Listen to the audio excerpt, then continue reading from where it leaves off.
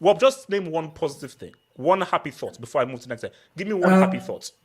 Well, Aubameyang came on at the 5th minute and he came off at the 66th minute.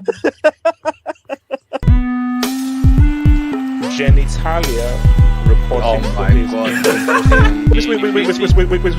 Wait, Osuna, are you high? R9 4th and Cristiano Ronaldo 5th. Can I go next? I think Cristiano Ronaldo is the greatest European of all time. And I want to say R9 just because I actually rate him high. HH. It's just that you always say that he had a grenade tossed to his ankle, and he floated or some type of stuff. It's crazy, bro. The league is not done yet.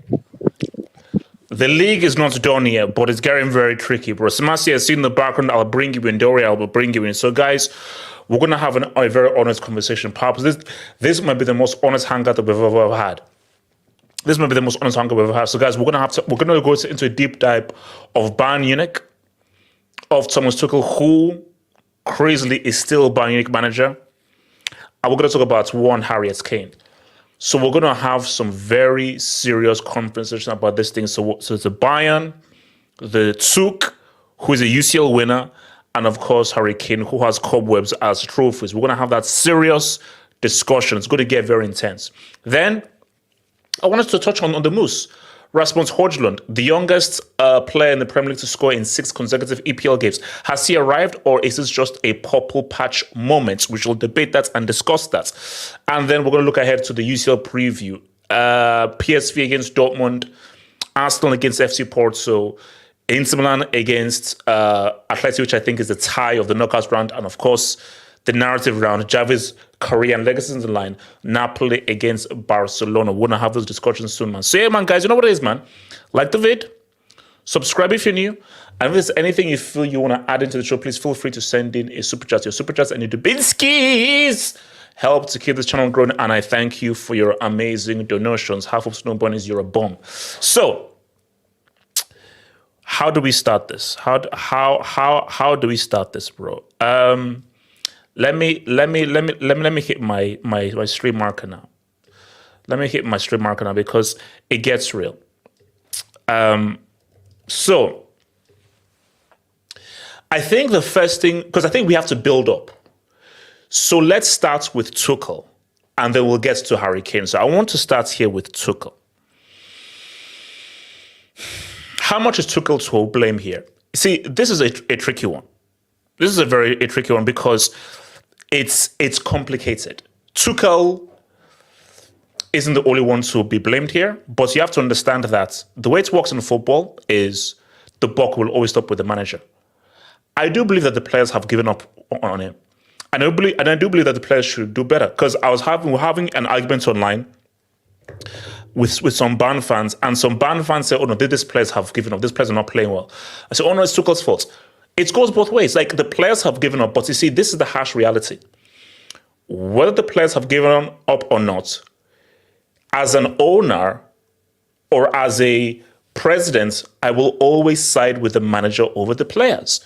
So consider the players are being unprofessional, or you're not trying hard enough, you can play a lot better, you're just putting everything on the manager. That can all be well and good, but at the end of the day, the most important thing is Bayern Munich and the success of Bayern Munich. So if I can't sack the players, I can't sell 4 or 5 players. No. The only thing you have to do is, can I get a manager who can get a response out of these players, because this manager hasn't happened. I am shocked Tuchel hasn't already been sacked. I'm shocked. And now, here's the thing though, by the time this comes out, I will not be surprised if Tuchel is sacked by Monday. Because it is obvious what we are seeing here. It's over. He's lost the dressing room. It's finitoed. Because this has just gone beyond the pale. So look, RDS, you look at this right now. Where do you put Tuchel in this? How much blame do you put do you put on him? And do you think that, and because remember, we had a discussion about when is he going to get sacked? Because I believe this guy's getting sacked tomorrow morning. By the time this comes out, I think he'll be sacked. So where are you at with Tuchel and this whole ban malaise? I just want to say, I actually feel quite vindicated right now. How? Very vindicated, because I was one of the people that thought that sacking Nagelsmann at the start was a big mistake. Then Bayern made a very big mistake sacking Nagelsmann. And because Bayern weren't necessarily I don't think they were first at that point, and they were in quotes struggling. It's called a fraud. What are you doing? Or blah blah blah blah blah. Like, Tuchel's got the experience. He won Chelsea a Champions League. Blah blah blah blah blah blah. Same thing with Graham Potter to a certain extent. Young managers who I actually backed. Generally, like, I actually have a lot of love for the likes of Graham Potter and Nagelsmann. I wanted either one of them pre Ten Hag to actually manage Manchester United Football Club. But these respective clubs, Bayern Munich and Chelsea respectively, ruined those managers. And it wasn't their fault. It was the ownership, it was the structure above those managers. But the idea was, well, we'll just bring in the experience. Pochettino, more experience. Tuchel, more experience. And somehow it's all going to work out. And Chelsea are going to start winning. Bayern Munich is going to start winning. And everything's going to be okay. Fast forward now. Bochum, Booty, I don't know. At the end of the day, it was 3-1, and then Harry Kane coming to 3-2. And now Leverkusen 8 points clear. For me, as far as I'm concerned, I mean, depending on how long Tuchel stays, the title's done. RDS, I don't trust this league, bro. No. I know they're not a Dortmund and everything. I don't trust this league. I don't. And okay, RDS, are you betting against 11 in a row? Would you bet against 11 in a row? A team who's won 11 in a row. The issue here, the difference here between our season is that we're playing Eric Dyer as a centre back. so it's contextual. Like, we're playing Eric Dyer as a centre back, and I know maybe there was something to this Spurs gene, man, because we'll get there. We'll get to Kane. We'll get there. So I'm just saying there's a different factor of Bayern today. But the reality though is that this all started for me when Bayern Munich made the terrible decision, and Core, you got to answer for it as well, man, because you're one of the vocal people saying that this Nagelsmann, this stuff like that should go. You were saying Tuchel's the truth. Tuchel should come in. Blah blah blah blah. You were one of those. I remember you. I remember. Core, you said it. And at the end of the day, Tuchel football came. Tuchel football. No. He already admitted that he messed up. He did. Already admitted that he messed up, and we were trying to tell him, but he didn't want to listen. People were almost saying this is not even. It's not even Tuchel football. It's like Reich football. Like Third Reich football now. What we're seeing now with that's what people are saying. Like it's progressed from Tuchel ball to Reich ball. Reich ball now, man. That's crazy. That's crazy. It's crazy. Well, that's how bad it is right now with Tuchel right now. It's just like, at the end of the day. Okay, basically, I put up a poll. Yeah. So my poll was, how much blame for Tuchel? All the blame, 50-50 him and the players, most of the players, or the band structure. At the moment, the streets are saying it's 50-50 between him and the players. No, I can't. Damn wrong. Okay, the players do take some responsibility, but I'm sorry. At the beginning of the season, and this is coming from a United fan, when they got what's his name, they got the defender Kim, they got Harry Kane. Okay, I admit that if they got like a better holding midfielder, then that would have helped. But I don't remember Bayern fans saying, we've now replaced Lewandowski. We've now got a good centre back. We're now suddenly going to be weak and playing bad brick ball. It was like, no, we might actually be able to push a challenge. There was definitely no doubt about the title. It was more like potentially we can actually go on. No, because Alice, the thing though is that, because I don't want to skip ahead because I've got so much to say about Kane, but when your players have one-on-one chances and opportunities, that ain't on the manager. That ain't on the manager. So my thing is, I am probably with. Okay, because he looks. Of course, Tuchel has some blame and everything, but at the end of the day, was it the players that decided to play 3 at the back against Leverkusen last time? Was that the players? no. But a certain blonde player missed a 1v1. Yeah, I get that. But at the end of the day, he was still tactically outdone by an how much experience does Xavi have?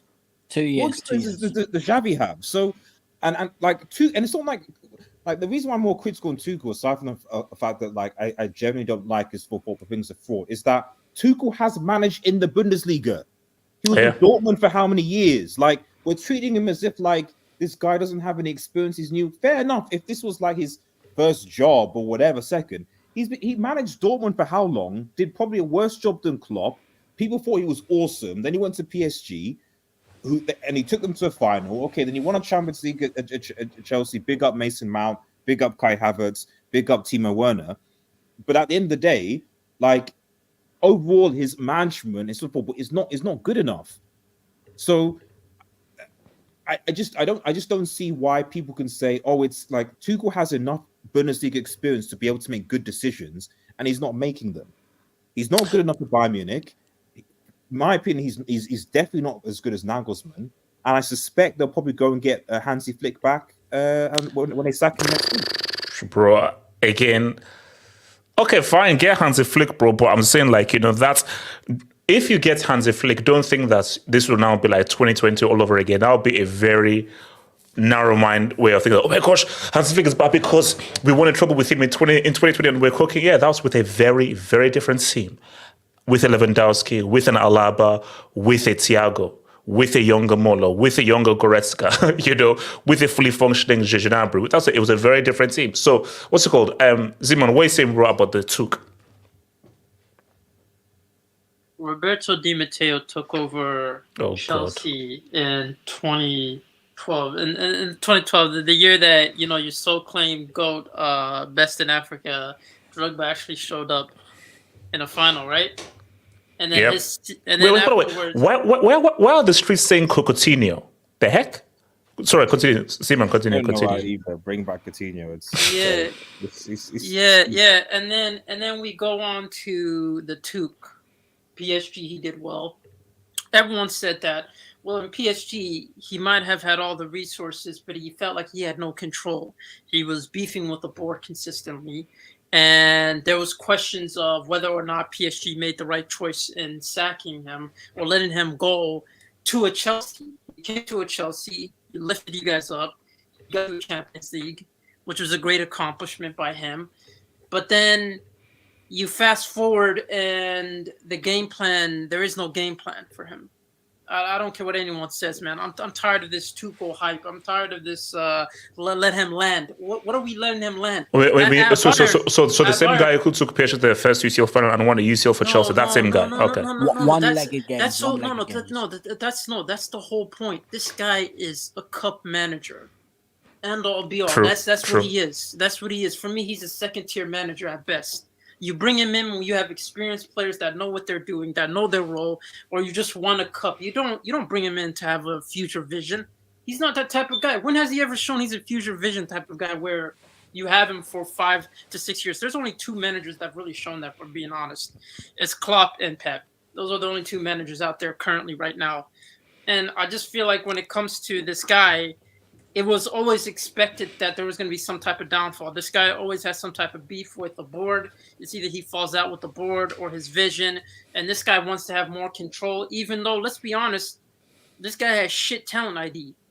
Like you bought Dyer. Bro, it's because of him that we're still stuck with Raheem the Dream, bro. Bro, his name is Dyer. Was that not context clues? And this guy's dropping disaster classes for Spurs. Was that not the context you needed? And you decided to bring him in, and Harry Kane. We're gonna get to him later. Yes.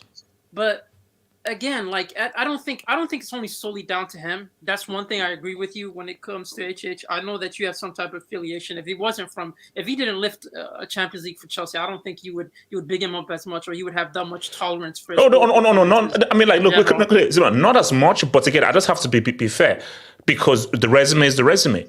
He took pitch to their first UCL final, which I believe will be the only UCL final, there's and a won tax on a that DOI UCL. UCL with There's Chelsea with those bombs. So There's a tax on that UCL. There's a tax. and There's a then- tax. there is no tax on that UCL. There's It's, a one, very it's one of the most brilliant UCLs of all time. Very So big Nobody was and insane. then you decided that clearly Bayern, right? Clearly Bayern have some in-management problems. I don't know how you sign off with some of these signings, but clearly they have some in-management problems. You also have the fact that I don't think majority of these players, you don't even know about their contract negotiations. Alphonso Davies is up in the air whether or not he's going to renew or he's going to sign for Real Madrid. There's also the talk of like Till, their young forward, whether or not he's gonna renew because he wants game time consistently.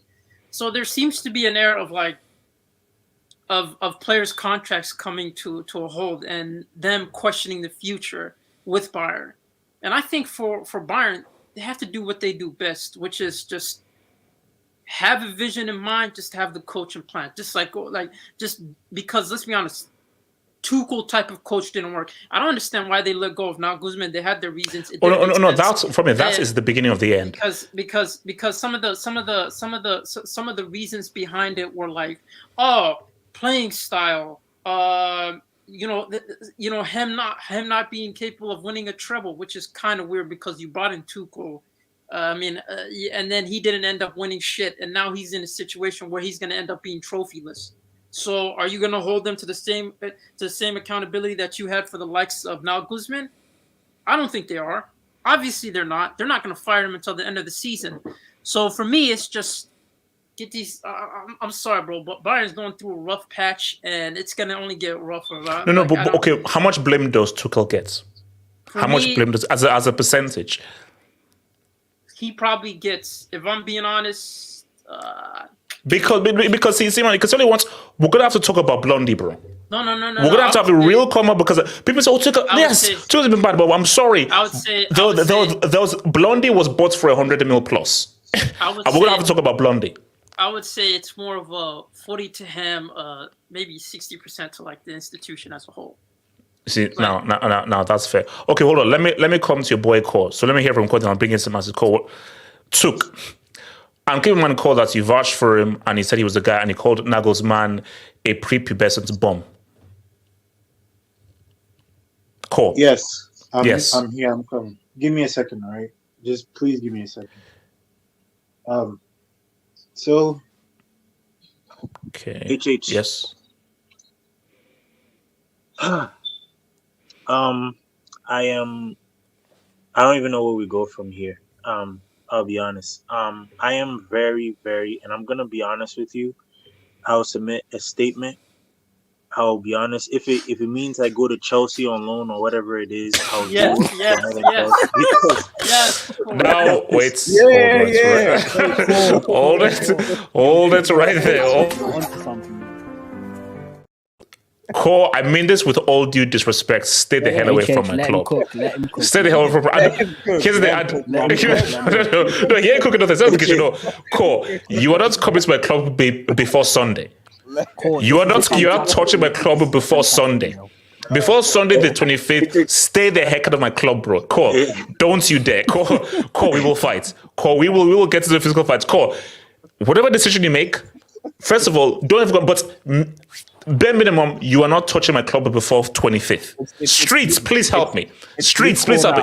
Don't let this guy come to my club before Sunday because 25th is a final. Don't you dare bring your crap to West London, bro. But the thing is, with me, right? When I'm looking at a club right now, I'm looking at a club who can play my style of football, and these Chelsea players can play my defensive style of football. I don't know. I don't know what to make of this because I understand and I know I'm admitting to everybody. I made a mistake. I made a huge mistake. I shouldn't have said Tuchel. I didn't know these guys cannot play under a defensive, pragmatic manager. I thought Tuchel's track record with Chelsea and PSG would be, a really good one. You see, Hello? What's going on? The course, right? Keep talking. I'm saying that I didn't know Tuchel Hold on. Are you really considering going on loan? To be honest, if it means going to Chelsea and playing my style of football and trying to, get the best out of what I can do, I'll do it because Too poor, man. the club is Bayern. Let's go. HH, like I don't know, man. Okay, what will it take for you to go out on loan? For me personally, right now, the situation that's going on right now, I would love to come back to the English Premier League, HH. I really want to come back because these players can't understand a single thing I'm saying. Wait, hold on. What do you mean by comeback? You never supported an EPL team to begin with. You supported Man City? I was with Man City. Where were you with Man City? It was a trial. It was a trial. Yeah, it was a trial. I was with Man City. Yeah. So, basically, you want to come back to the EPL, pretty much. You want to come back to the EPL. Yeah, because the players understand what I'm saying. Like these players, I speak German with them. They don't understand what the fuck I'm saying, bro. Like, what's going on? I'm looking at Goretzka. I tell him specific instructions. I'm like, bro, take a risk. Just shoot a ball.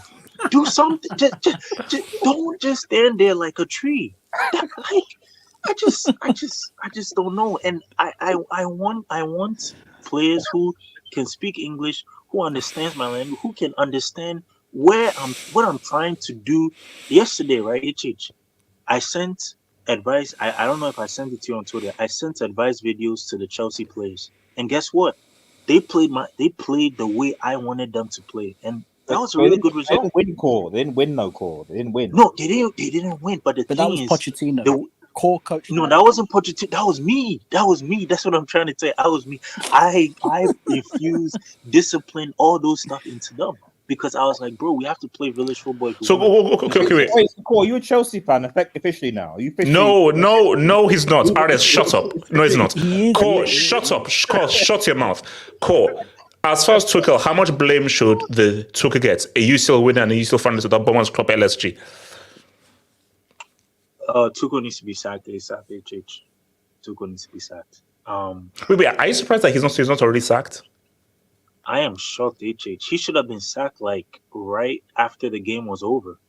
And I was even asking a friend, I was like, bro, is there a way you could sack a manager whilst the game is going on if you know he's not like doing well? And I just think. Wait, hold on. You wanted him to be sacked during the game?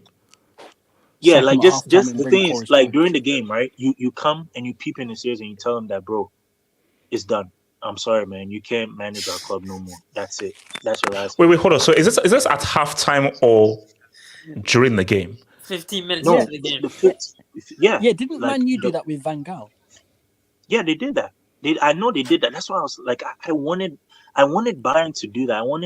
I wanted them to be like, bro, after 3-1, like just tell them that, bro, it's over. Like, let's just let go of him. HH, I'm still a Bayern fan, thick and through. But the thing is, HH, we need to still a Bayern fan thick and through. But you just said you're contemplating going out on loan. But I'm really contemplating. I'm really contemplating. Actually, hold on. Let's bring in Samasi, guys. So Samasi again. No. Please. Take me out, please. Take me out. Kick him out. Okay, so Samasi, how much blame should the Tuchel get? Because I saw you in the chat say, well, players need to take some of the blame. So how much blame, truthfully, should the Tuchel get? The fish was from the head, HH. The fish was from the head. I think the most of our fault is the board on Oliver Kahn and Brazil, that piece of shit. Because of them, we are in that situation. It all started with 2021 season. We choose Brazil over Hansi Flick. I think Hansi Flick said we didn't support him with any transfers. We had our transfers were like Bruno Sarr and such useless idiots. I don't know why we bought him. He's always injured. Then, because of Brazil Flick leave, okay, we go and buy Nagelsmann as our coach. His first season is awful. His second season is actually good. We are still in the DFB Pokal, still in the UCL, still on top of the league. What did Khan and Bros do? They sacked Nagelsmann 2 weeks before we play Man City. And who did they choose? They choose a terrorist like Tuchel. And what did Tuchel do? We lost we lost to Man City, we lost the DFB Pokal, and we almost lost the Bundesliga title. Without Musiala, we should have lost the title, let's face it. Just BVB are fucking losers, bottle jobs. And look where we are now. Leverkusen are 8 points ahead of us. It's not over yet. It's not over yet. It's over. It's over. No, it's We are not. not winning a game until Tuchel is gone. And now our fake list that what they are bought are too cowardice to fucking sack him. You know, they're asking if Tuchel, our CEO Dresdner, the media asking if Tuchel's gonna stay in the job. He said, of course. Are you fucking kidding me? We are shit. We are garbage. It's embarrassing. It's Bochum. Bochum have never scored 2 goals in a game. They never this season. Oh, They wow. scored 3 against us. Oh my god, this fucking team. I'm losing my fucking mind because of this team. Goretzka, piss off, you piece of garbage. That's harsh. Janabri, please leave this club. He's useless or injured. That's what. And he's totally fat. He's not in form at all. That's all I'm saying. All right, well, let me quickly hit some Timmy debate case. And gets all the blame because he plays next to Goretzka. Poor Musiala, he's the only, besides Tell, who's trying to do something. It's chaos. The squad isn't working. The tactics from Tuchel, he's a terrorist. He doesn't know what to do with the players. He plays players in the wrong position. It's a mess. Okay. So hold on. Let me hit some debates. Let me hit some debates case, and then okay. So shout out to boy Josh Roden. You really don't have a lot to lose having Core at your club right now. Yes, we do, because Josh. Please, no, I don't want you to talk. You block me. You're harassing. Thank you. Okay. No, because Josh, my thing though is relegation is still a possibility. If Core joins Chelsea, we'll get relegated. That's my thing though. So I don't want to be relegated. So how do you know though, I got a 1-1 draw against City. How do you know? 1-1 draw to get relegated. You're a big club. All right, Hamza C. Core going on loan to Chelsea might take them. Thank you, Hamza. Thank you. Okay. The only thing stopping, that's why RDS is so, because RDS knows the power of Core. Core's powers are greater than my powers. You think my powers are great? Core's powers are incredible, and Core has showed a consistent. Core has destroyed several clubs. He's on a warpath now, bro. Come on. Core supported Man City. Oh God, this guy, English Talents FC. Tuchel ruined Project Neymar. Look at Cho now. #baller. That's true. Okay. Okay, let's group. No. Callisto. Rome wasn't built in a day. #trust in 2 Chainz. Jesus. 2 Chainz is crazy, bro. 2 Chainz is crazy. But we're gonna move from 2 Chainz to the topic of the discussion here. So guys, now, I want to give out a shout out to Winston Churchill. Now, I'm sure Churchill wouldn't like people of my complexion and so forth, but it is what it is. I just say shout out to Winston, bro. Now, this is the reality here. Hype is real. Media hype is real. And English media loves to hype up their players. Despite whether they're good or not, they love to hype up their players. Now, here's the thing. I feel Michael Owen was an elite striker. Elite. Do you know why Owen was elite? He was a big game player. In big games, Owen always seemed to come to us. Man, and this was even post-injury. And that's why I always respected Owen, who, despite getting serious injuries, still knew how to score goals, but score key clutch goals. Kane has been propped up as this guy. And this is why when I was trying to say to people that, guys, England's most important player at these Euros is not Harry Kane. A stats padder can't be your most important player. Your most important player is a guy who, when the pressure is tough, they come through and say, what's up? They understand the state. They understand what it means to be in a big game. Samuel Eto'o, that is an elite player where Eto'o is like, big game, I'm here to say, what's up? Harry Kane is not a big game player. And we have a long resume as to why he's a great stats padder, an amazing stats padder. He's not a big game player. But because the media feel that he's now the chosen one and they need to prop him up because he fits the agenda, we've been forced to believe that this is an elite player when no, he isn't. He has never proven that he's an elite player. I loved Kane going to Bayern Munich. I loved it. Because I was like, okay, prove to me. And do you know what is this is why it's so dangerous for Harry Kane. If Kane had come, broken Lewandowski's record and won the league for Bayern, cool. That would not have made Kane elite. What would have made Kane elite is, what do you do in the UCL? Well done for your trophy. Duh, of course you should win a trophy with a team who's won it 11 times in a row. So him being the top goal scorer, breaking Lewandowski's record and winning the league with the Bayern would not move the needle one bit. The only thing that would move the needle is what he does in the UCL, in those big games. But we now have a very scary situation. Homeboy had about 6, 7, 8 touches against Bozo FC in the first leg. People sent me this on the DM. People were spamming this clip to me. Trivela pass by Musiala. A Trivela pass by Musiala gave Kane a 1v1.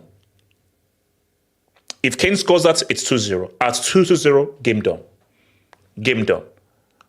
What does Kane do? Kane refers back to Qatar and says, you know what? I want to recreate that penalty that I had against France.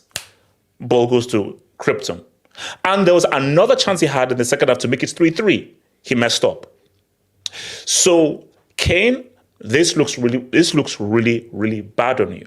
But as I said again, guys, it's not over yet because I still believe Bayern will win the league because I refuse to believe that Kane is going to come to Bayern and in his first season, they're going to end up trophyless, something that hasn't happened since 2012. The last time Bayern were trophyless was when the first Avengers film came out. Think about that. The last time Bayern Munich went trophyless was when the first Avengers film came out. So for Kane, you are winning this league. Kane is winning this league with Bayern. Because I'm sorry, you are not in your first season going to end up trophyless. Because I know what the English media will do. You are the English media darling. Because what the English media will do is say, it's Tuchel is trouble. Because I've seen the headlines.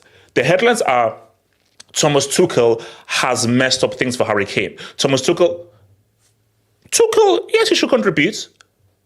But you see, guys, I don't think you understand. There's a thing called footage. And you see, the new media now doesn't need these bombs at BBC or Sky Sports who are just agenda merchants. And the footage says Musiala put the ball on a plate for Harry Kane, and Harry Kane with a 1v1 skied it and failed to make it 2-0. So that was a critical miss. And he had another one in the second half, which could have made it 3-3.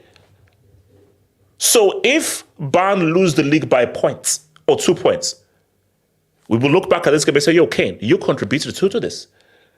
So for Kane, you've got to figure this out because this would be a disaster. This would be disastrous. And as of right now, I am vindicated. Because when I say that this is not an elite player, this is a stats padder. This is not an elite player. This is a stats padder. It's a stats padder. It's a stats padder. And I said, and when I say, how many goals has he scored in a major final? In a major semi-final? How many times has he come up with a big game? Then some clients say, what about those games against Man City? What, a league game? A league game? I'm talking about a final, a big match, a title decider. No, he hasn't. Is it too much for me to say that Jamie Vardy is much more of a big game striker than Kane? Is that fair? Is it fair to say Jamie Vardy is much more of a big game striker than Harry Kane? So my thing is that, guys, we are going to tell the truth here about this guy. And the truth is, unless he changes the narrative, but the truth is the truth. You are a stat padder. You are not a big game player. The truth is England's most important player at the Euros is Jude Bellingham. That is the face of that team. Whether you like it or not, that is the face of that team. England go as far as Jude Bellingham takes them. Because come a big game, England have to look to Jude Bellingham, not Harry Kane. Harry Kane is Jude Bellingham's boy. Harry Kane carries Bellingham's bags. He's his servant. He's his steward. Okay?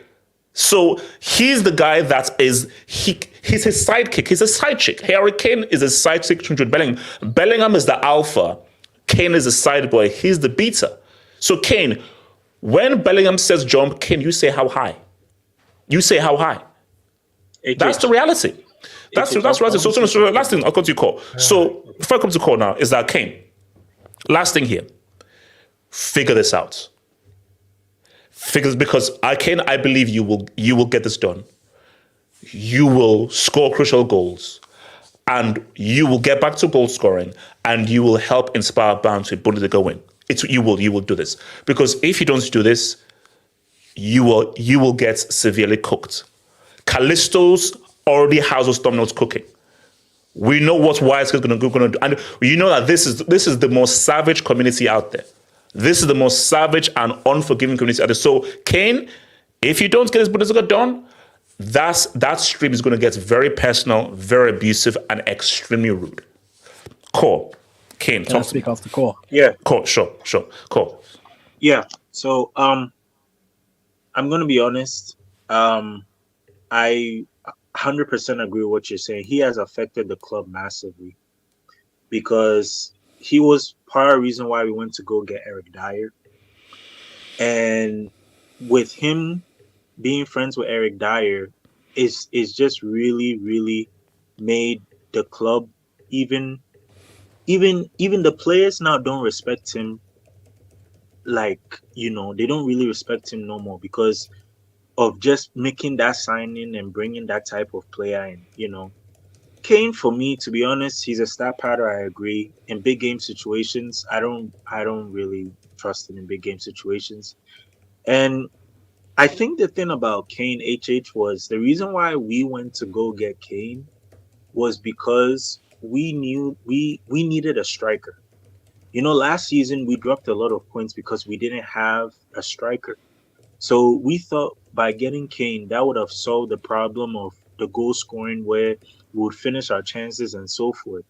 But unfortunately, it hasn't panned out. And I'll be honest, Lewandowski, I feel, was a way better, and I'll still say, I think Lewandowski is a better striker than him because he, even when Lewandowski, let's say, had maybe some poor performances in the Champions League and so forth, in the game against Villarreal, he still came up clutch. You see, I can't say that about Kane. In the Champions League finals when he was playing with Tottenham, did he come clutch? I can't say that. I can't say that with England. I can't say that with, even now when he's in Bayern, I can't say that. Against Leverkusen, against Leipzig in the Super Cup, he hasn't been clutch. I'm going to be honest with you. To be honest, I think Kane is really affecting the club. He's really, really affecting the club. And to be honest, but then people's argument is that he's still scoring though. Yeah, he's still the goal scoring shots. He's still scoring, but the problem is, like I said, just because someone is your friend, it doesn't mean you have to bring him to the club. You get what I'm saying? Like, I can understand, okay, he's your friend and everything, but this is the worst. He's slow on reaction time. He's very bad defensive wise. He makes a lot of mistakes. He's that bad. And why did we go get him? Stop, bro. No, I don't know. I just. Okay. Let me come to Money and come to your boy D, and then everyone else. My name is. What were you saying? Can I go after? Yeah, sure. Just quickly on the whole Tuchel thing, I think the reason why he's staying until the end of the season is because I think Bayern Munich are going to try and rival Liverpool for Xabi Alonso, which I think is the best option for them. What? I mean, that would ruin Liverpool. What? I mean, if they got Xabi Alonso. That's just someone's got to stop this stuff of like Bayern just poaching from their rival. What? So you lose, so a team beats you, and you then take their family, their wife. I mean, come on, that's messed up. Sorry, continue. Sorry, quick, imagine point. Just imagine that like Xabi Alonso goes to Bayern Munich, and then Tuchel ends up going to Liverpool. That's Liverpool. That's effed up. That's effed up. Sorry, my name is continue. My name is. HH, you know, as an Arsenal fan, I'm enjoying this quite a lot. Seeing this loser, and I will call him a loser. This loser show what he is really made of when it's time to do something serious. I've always heard from Tottenham fans and EPL merchants, he's one of the best. He's a top 3, top 5 striker in Premier League history. He's better than the people like Drogba. He's better than Fernando Torres's and Van Persie's. You know, guys that actually stepped up for their teams when something was on the line. If we break down Harry Kane's career at Tottenham, all right, he came through the team. He started performing well, scoring goals. Then the title race came against Chelsea in 2017. And we asked for him to show up and do something. And what happened? Yeah. I'm pretty sure Dele Alli scored 2 Dele Alli, goals. thank you. I'm pretty sure it was Dele Alli. Okay. Then in that same season, FA Cup semi-final, I remember Nemanja Matic got the ball from about 35 yards and put it top corner. What did you do? Oh, that's right, nothing. Then we fast forward to the 2019 UCL season. You got injured halfway through. Quarterfinals. HH, pull up my AVI. Uh-oh. Aha, yes. This man, I know this is not the real Son, but you know what I mean. That's what That Son impersonator, the real Son, did a carry job against Manchester City. Let's be real, that was a one-man carry job. Spurs had no right to go through to that semi-final, but they did. And then in the semi-final, what happened? Oh, a Brazilian with a hairline like HH's showed up with a second-half hat-trick and single-handedly got Tottenham through on that tie. Then you come into the final after doing zero work in that UCL campaign. And what happened?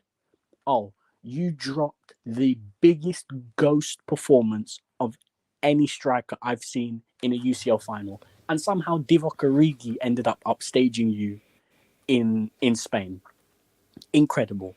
Now you've gone to Bayern Munich, which, let's be real, we all thought he went there and we were saying, do you know what, fair enough, we understand it. You've never won a trophy. Here's the free league title that you're going to win. When Madrid were on the table, when Manchester City were on the table 2 years ago, in 2021, before they had bought Haaland, Lucas Moura did disappear after that hat-trick. I didn't see him since. Yeah, that's true. What's it called? Manchester City was available in 2021. You didn't get your move, but you tried. Real Madrid were available this summer. You went Bayern Munich. Bayern Munich was a free guaranteed trophy. I mean, his first game was a trophy, HA. His first game was a trophy. But what did he do? He brought the Spurs so hard into Bayern Munich, they lost that final 3-0. His first final game, he lost 3-0. That's how much Spurs he carries with him. And now they're about to lose the league, HH. Koeman has not lost a league title in his career. He's going to this season because of Harry Kane. And yes, I support Arsenal. Oh, Kane owns my club. Bro, my club are absolutely shit. Eddie Nketiah has more trophies than Harry Kane. So we're going to talk. Because I'm not here for, who scored this many goals against that many teams. Bro, Eddie Nketiah scored about 10 or 8 goals against Chelsea. No one cares, because Eddie Nketiah is a bum. No one cares about Eddie Nketiah. We care about what you do for the trophies, what you do in the big time. Harry Kane, when it's big time, does nothing, even for England. I remember what happened against Croatia, HH. If he had any bit of composure to him, he squares it to Raheem Sterling and the game is done 2-0. But he gets excited, he takes the shot. In the Euros against Denmark, bro, England got a penalty that wasn't a penalty. He missed the penalty. He missed the penalty. Michael had a against France, in his eye. No. Denmark. Bro, he missed the penalty when Schmeichel had a laser in his eye from the fans and still managed and just scraped to get the tap in. Then against Italy in the final, what happened? Oh, you dropped another ghost performance, doing absolutely nothing. And let's be real, HH, for England in the World Cup, every other England player around him was stepping up. Bellingham against France was having a good game. Saka against France was having a good game. Foden against France was having a good game. Everyone in the England team against France did their job. Was having a good game against France. Yeah. Man. But Kyle Walker shut down Mbappe. He shut down Mbappe. Mbappe didn't do anything that game. Everyone did their job. It's a fact, All man. you had to do was put away your penalty. And what did you do? You sent that penalty back to England. Yeah. This is what I mean. You sent it back to England. HH, this is what I mean. But what makes still think that why can't people be honest though? Why can't people be honest where there is as you've just said rightfully, there is clear evidence and a resume of this guy being a big game flop. Now he has. You can correct it, but as of February 18th, 2024, he's a big game flop. As of right now, as we're talking right now, he's a big game flop as of right now. These are facts. HH, in 11 years of professional football, you can't point to a big moment and say, wow, that was the day where I could look at Harry Kane and say, he's that guy. When all the players around him are quality, it's quality in every single position on both teams. But I rise to the top and I show everybody. But do you know what's so beautiful? What is the excuse? Hey, but it's Tottenham. Do you know why this was perfect? And even much more perfect. It's Bayern who have a history of winning, but it's a Bayern team in transition. Like let's say Lewandowski decided to leave like in 2019 or 2018 and he joined then. He'd win the league. But why this is perfect is this is a team that is known for winning and totally dominates this league, but they're in transition and they're not going as well. So it is the perfect level of difficulty to be like, okay, say what's up with a little bit of pushback. And that little bit of pushback, look at where we are right now. Because see, it would have been way too easy if he joined like in 2018. But it's perfect for him to join now where it's hard, but shouldn't be that hard for you. Yeah, there's a body of work. HH, pull up Tino 19's comment. I just read it right now. The biggest facts have been spoken. Tino 19. Different energy from the media when it's Lukaku. That's true. Let's have a conversation. That is true. And I will say this: conversation. Lukaku had much more of a clutch moment in the UCL when he bagged that brace against PSG that got those like not in the final. He did. He showed up for Man United. But the point is, like, what has Kane done to that level of Lukaku, for example? Has he done anything like that in the Champions League? No. Basically, Moneymace asked a very key question. Actually, this is an amazing question. What is Kane's biggest moment? What is Kane's? Oh wow, what is his like one biggest moment? Like big game, massive stage. Really, all he can say is North London derby and against Man City. Yeah, against Man City. League games. Wait, the season ain't over. Why are we discussing? Yeah, that's what I was about to say. No. But Barry, what did I just say? You see, when we do these shows, nobody can predict the future. So all we can do is, Barry, as of February 18th, 2024, he's a big game flop. Now, that can change. Wait, Barry. That can change. And I hope it does change. And it's better does change. But at the end of the day, as of right now, I'm sorry, there's a body wall because, Barry, I'm sorry. We all saw a game against freaking Bochum where this man missed 2 quality chances in a must-win game. You never had that. Tottenham never had any must-win games. Because, you know what you would say? It's Tottenham. But now, at Bayern, you are required to win a trophy every season. So this is the difference. And Barry, I'm sorry. This was a must-win game. Hold on. Barry, what's it? Barry. Oh, no, it was Dee's turn. But I just hate the fact that people use this occasion to make a whole breakdown of Kane's career, failures, and all that. I don't like that. Hold on. Wait, hold on. Barry, why can't Barry, Barry, everything that Money May said, what lie did Money May say? What did Money May say that was a lie? No, he wasn't lying but for me, when we discuss all these topics, career breakdowns, we should wait till the end of the season on the end of the career to make a whole breakdown. That's Bro, what I'm trying to say. years deep. He's 10 years deep. But This his is not story 1 or isn't 2 over. years. His story isn't No, over. So we No, can't make wait. assessment. No, so Barry, so what you're saying is that we cannot make an assessment on any player.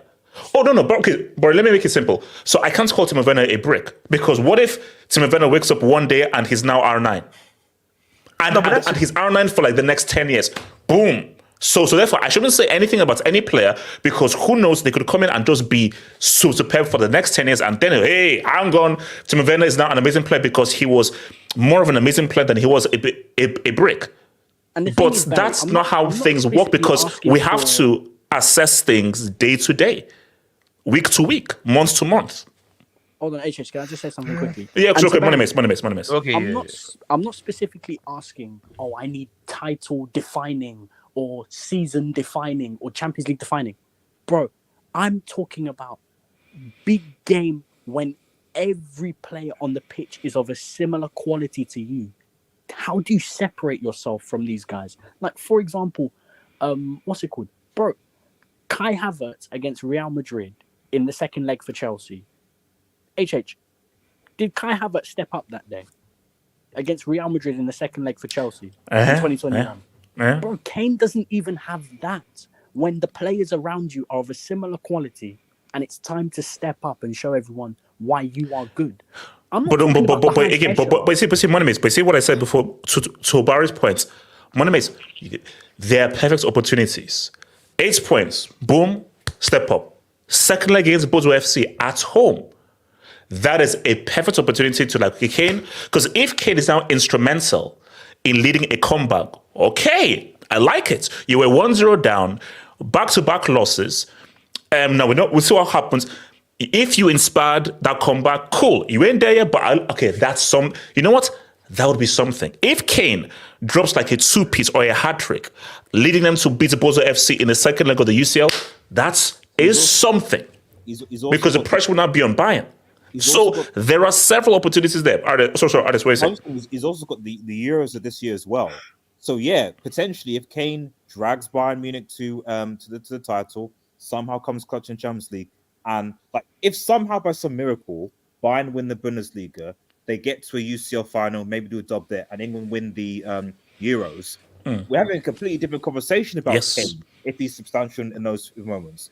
But if we're in a situation where like he bottles the league, they get knocked out to the UCL in the quarterfinals, and because he misses a penalty, England get knocked out of the semi-finals, for example, are we now saying that we still have to wait to assess whether Kane is a good enough player or not? Like by that, it's got to be over. You've got to be like, no, this guy can't do it. He can't do it. Let me come to your boy D. I agree with everything you said. Kane is a bum. He's a loser. Big games, he flops. But there was one thing I disagree. Harry Kane for Bayern Munich has been good. The worst person for Bayern Munich is Thomas Tuchel. If they don't win the league, it's because of Thomas Tuchel. It's not because of Harry Kane. Quick, D. Quick response to that.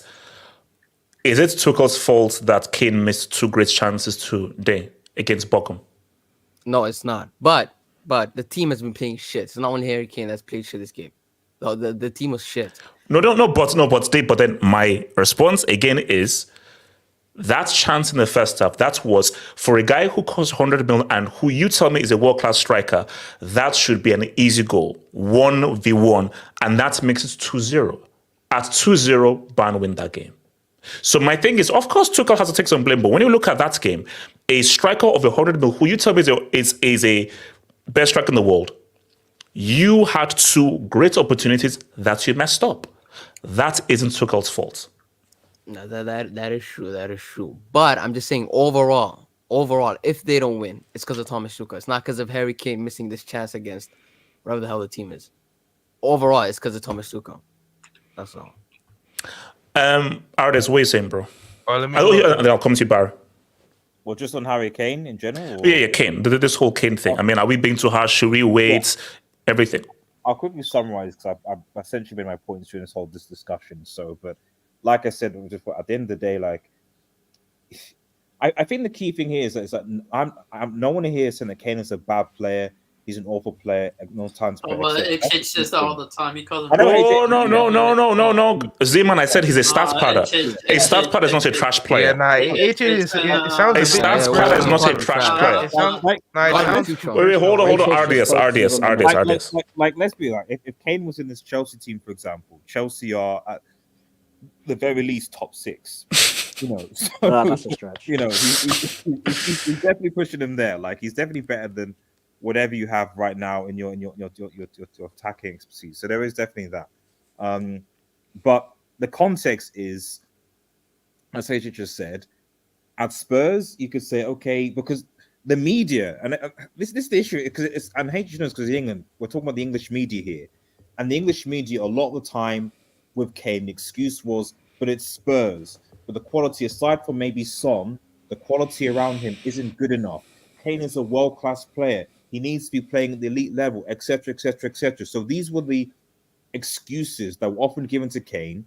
Often they weren't given to other players, you know, that were in the Spurs team, but specifically regarding Kane, it's not his fault. Same thing with England. You know, why aren't people doing this? Why aren't people doing that? Oh, it's Pickford in goal. Oh, it's Harry Maguire, or blah, blah, blah, blah, blah, and so on. At the end of the day, Bayern spent almost 100 mil on this guy. So there's the money. There's the money. And yes, he's been good as a striker. But then, as we said, it's not just about how many goals you score. It's when you score. And for a £100 million player who is in the peak/twilight of his career, given the history you already have and the fact that you've not really delivered for Spurs at international level, as we said, you kind of bricked it against Denmark, against Italy, although you scored your penalty, fair enough. But most importantly, in the World Cup or the big stage against France, you skied your penalty. And no one gave you, and let's be clear, no one really gave you any criticism for it, as they gave Saka, Sancho, and Rashford when they missed their Euro penalties. You missed it on a bigger stage. You're now surrounded with quality players at Bayern Munich, and yet, so far, at the very least, when it comes to trophies, you're not delivering. There's still time.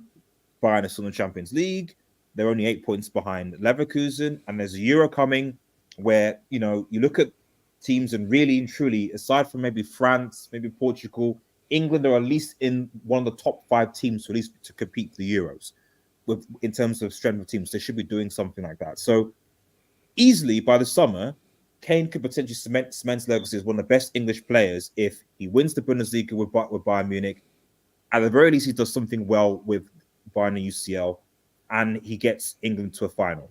He can cement himself as being a good player, or he'll be a brick. He'll be a brick, as simple as that.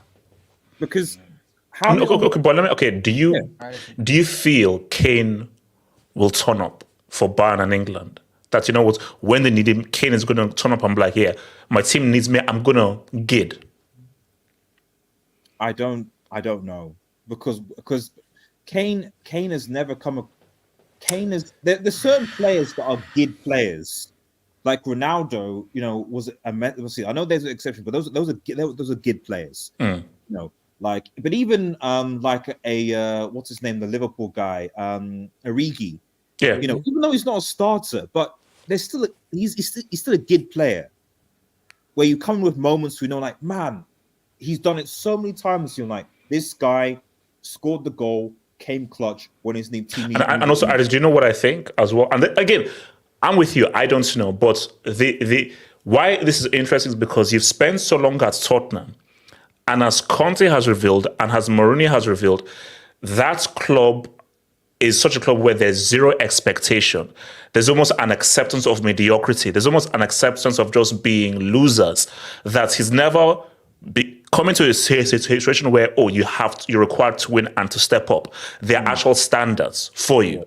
He's never been in this situation. And same thing for England. As you said, he missed that penalty. Oh man, unlucky kid, is not so bad and everything. There are no real consequences. So for the first time in his career, he's really been criticized.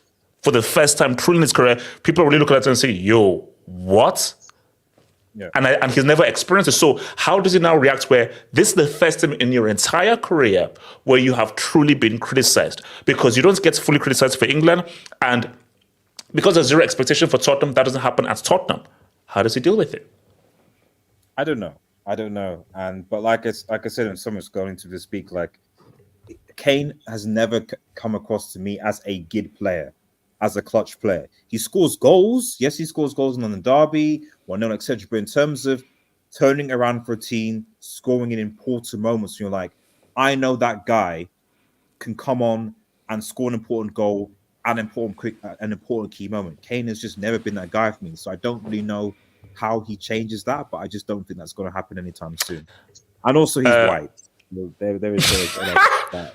Hey, he said it on me. Wait, Barry, what are you saying, bro? Barry. Yeah, see, my point is kind of the same with D. It's like for Kane for Bayern, I can't really say that much apart from today. I'll admit today, for a guy, because I rate him, and for a guy who I think is a top player, you can't do that in a game where you need to win because you lost to Leverkusen the week prior. But it's just for me that this situation with Bayern and Kane, obviously they're not the same player and one is greater than the other, but it kind of reminds me of Ronaldo in his last years with Juventus, where he was still dropping great numbers, but the structure and the choices that the institution of Juve were doing weren't good enough. So it wasn't exploiting the production that Kane and Ronaldo are doing right now. So that's just my whole point, is that, yeah, I could criticize Kane for what he did today, but in the grand scheme of things, the sort of criticism that's been there, but that has been said here, is kind of harsh when you look at the choices that Bayern have made, what Tuchel is doing, and even some of the players that Bayern has, like Goretzka, Sane, like they're not good, man. They're playing horribly. So it's just harsh for me to hear all the criticism that, because the Tottenham, that's a closed chapter. Because we all said that Tottenham's not a good team and all that. So I won't like. No. Again, Barry, you're true. Like, you see, overall scheme, Sane needs to take blame. Tuchel needs to take blame. The defense is taking overall scheme. But Barry, in this said game, your 100 mil striker had 2 quality opportunities which he bricked, and that's cost Bayern the game. These are facts. Shearer or Kane? Barry, Shearer all day. What the heck? Of course, Shearer. No, because people Shearer was a big game. Like I told you, I'm not in a big game. I'm never taking Kane in a big game. It's never happening. Now, over the course of a season, Kane, come on down. In a big game, bro. Euro 96 semi-final. Who scored England's first goal? It was Shearer. Kane ain't scoring in no Euro semi. That's already happening. That's from open play. Shearer scored from open play. So I mean, he kind of did, but all right. Yeah, let's be honest. Stop it! It was a rebound tax. Okay, Zimon, talk to me, and then I'll bring in Samasi. Zimon, what are you saying? Just one thing. Okay, Barry, one thing. Okay. Now, your England claim for me with Jude was a bit brickish, because what did Jude did against France, and what significant thing has he done in football to say, he's the guy for England? Oh, Barry, this I thought we had it too easy. So, Barry, first of all, how old was Jude? That was Jude's very first major tournament, and for a very first major tournament, the guy was damn good. And Jude he played much better in that France game than Kane did. That's one. 2. What Jude has done for Real Madrid, I can't think of another player who has done that at his age in their debut season for Real Madrid, playing in a new position. So, and Bellingham, on a consistent basis, has been winning games for a Real Madrid team in transition. Kane is at his peak. You are at your peak. But Bellingham is freaking 20. He's just starting up. He's not even close to his peak. So a guy not even close to his peak has already shown more clutch, big. Barry, what Bellingham did in that El Clasico, Kane has not done in his entire career. What Bellingham did at his age in his first El Clasico, Kane has not done in his entire career. And that is why... Because Barry, you cannot tell me that England's most important player is Kane over Bellingham. You can't tell me that, bro. You can't. Whether you're 19, 30, or 60, you're on the pitch. We shouldn't use age tax. Oh, yes. Oh, no. Yes, we can. Yes. Yes, but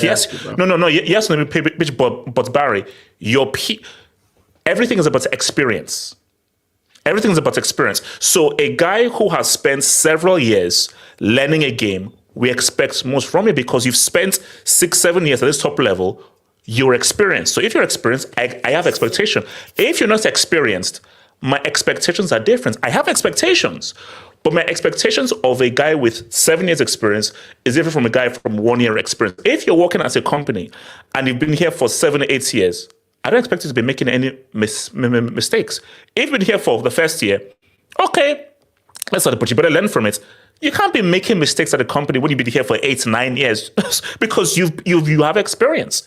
So if for an experienced player, I expect more from you. And Barry, they keep telling me that this guy is one of the best strikers in the world. If you're one of the best strikers in the world, I expect you to be winning games for your team because Barry, this was a must-win game, and he messed up. And I'm sorry, Barry, as Moneymates just said, and as he just laid out, we have a resume where this guy has flopped and become a brick in big-time moments. Bellingham, as a young buck, we saw what he did in El Clasico. We've seen how he's been winning games for Real Madrid single-handedly in a new position. It's not comparable, bro. Like, the big game nature of Kane and Bellingham, it's not even, they're on a whole different level. It's a whole different level, bro. That's just facts. All right, fair enough. We'll see. Yeah. Zeman, talk to me, bro. Big into Massive. Zeman, what are you saying? Okay, when it comes to Kane, it's like two halves, right? One half, you can't deny his talent level. Like, there's nobody that can deny his fucking talent. I know you like to bring in Lukaku. He's vastly better than Lukaku as a footballer. But when it comes to the mentality aspect, I do agree with you in that sense, because it's like, okay, Spurs, like, what has anybody really done for Spurs in terms of winning trophies at the end of the day? I mean, talk about big games, but then, it's all about winning trophies at the end of the day, and nobody's really done that. And then you move on to Bayern Munich, and now you're about to go trophyless. It's kind of, there's no argument that can be made for him. Like, I'm sorry. Like, for somebody, my problem with Kane... Well, Zeman, it's not over yet. Zeman, he still has time. He still has time. No, call it quits, man. As much as I would love to see Bayern win something that I've never seen in my lifetime... Yeah, because you're a sick weirdo, yeah. They're not. They're most likely not going to win it. I don't see Leverkusen just messing it up from this point, especially the way they're playing right now. So for me, it's just you're going trophyless. This is your first season. He's been one of the best players in the world. Like, we can't deny that. Like throughout the course of his season, if we're talking about consistency, then you can make that argument.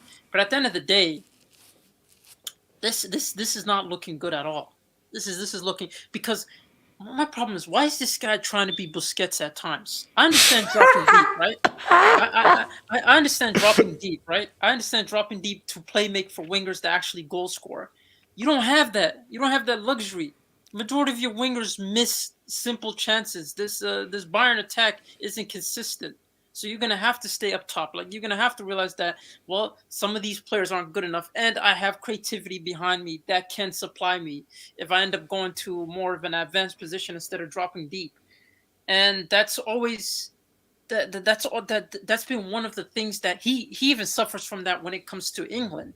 Like, he drops way too deep for England, to the point where you're not even needed in certain positions. At this point, you're giving it to Sterling, a guy who's inconsistent in his finishing. Although I don't think, let's be honest, in terms of who's important for England, it's probably Sterling and Saka. I would say those two have been the most consistent if we're talking about performances in major tournaments. But who will England's most important player be this summer at the Euros? I think it's going to be a combination of Saka. I think Sterling might still make it. Zeman, who is England's most? I want one name. For England to win the Euros, who will England's most important piece be? Whereas if he plays well, England have a real chance of winning it. Who? Okay. If we're being honest, HH, by that definition, if he plays well, England have a chance of winning it. It has to be Harry Kane. He has to perform. Because at the end of the day... No, he doesn't. She says Kane has to score for England to win. No. Yes, he does. No, HH, you're asking a sort of different question. Yeah, you're asking... sort of saying who you think will step up. But in terms of who steps up, in terms of if everyone stepped up, whose best is the best? For me, it's still Harry Kane's. Yeah, HH. Think of it this way, right? Think of it this way: England get knocked out. Who more likely are you to criticize? You're not going to criticize Bellingham. He's still young, so he still has years behind him. You're not going to criticize Saka. He still has years behind him. You're going to be looking at someone like Harry Kane. Simon, my point is, commit that semi-final or that final, and I'm looking for somebody to make a big play. I'm looking more at Bellingham than Kane, because Bellingham has a much stronger big game personality than Kane. I don't trust Kane in a big game. I trust Bellingham more. That's why I say he's their most important player in terms of trying to win this whole thing. As much as you don't want to admit it, England aren't winning jack shit unless Harry Kane shows up. That's the cold hard truth. Okay. Agree to disagree. Agree to disagree. Because at the end of the day, like this guy's their main outlet when it comes to either creativity up top or just natural finishing ability. He's their main outlet in those two types of positions. You could say that. You could make that argument. So for me, it's just like, if this guy doesn't show up, England, what are they going to do? Who else do they have in attack? Rashford? You're going to depend on Rashford? It's basically, if England are relying on Kane to win a trophy, they're doomed. That's what I'm saying. If you're relying on a guy who's shown to be a perennial loser to win a trophy, then you're doomed. That's my thing. Basically, England, if you want to win a trophy, you can't rely on a guy who's shown you that he's been a consistent loser. They've got Watkins and Tony's back, so Watkins and Tony. What's Watkins and Tony gonna do, man? You guys aren't good enough. Bro, you might as well try Watkins. Bro. You guys aren't in Kane's level. Watkins versus France. Well, I'm just saying, bro. I'm just saying, bro. No. But see, here's the beautiful thing. I'll take it dozen. I'll bring it Smassy. The thing here is there's time, because Zeman, let me just be clear so everyone can understand. We are saying this now on February 18th, 2024. Come July 15, 2024, we could be looking at a guy who inspired Bayern to a Bundesliga win, helped them to a semi, and helped England to win the Euros. We're just saying this as of right now. Money Maze just gave us a resume of this guy's a perennial loser as of February 18, 2024. But there's time for him to change that narrative.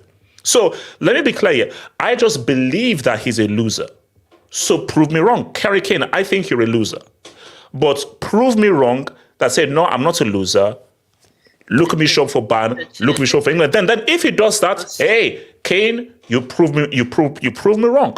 But I have been right up until February 18, 2024. Up until February 18, 2024, you are a loser. You're a loser. But you could change that. What's the wild thing, man? If Harry Kane managed to somehow sign for Chelsea, you'd be celebrating him scoring against Luton. So you be acting like this is the greatest coming of a striker. Because he's down bad. Yeah, again, like for me, it's just like for Harry Kane, he does need to step up. If he doesn't end up winning anything, I mean, this has to be a massive failure. And it doesn't matter if he wins the Bundesliga. I don't care, bro. Right now, it's more of a challenge.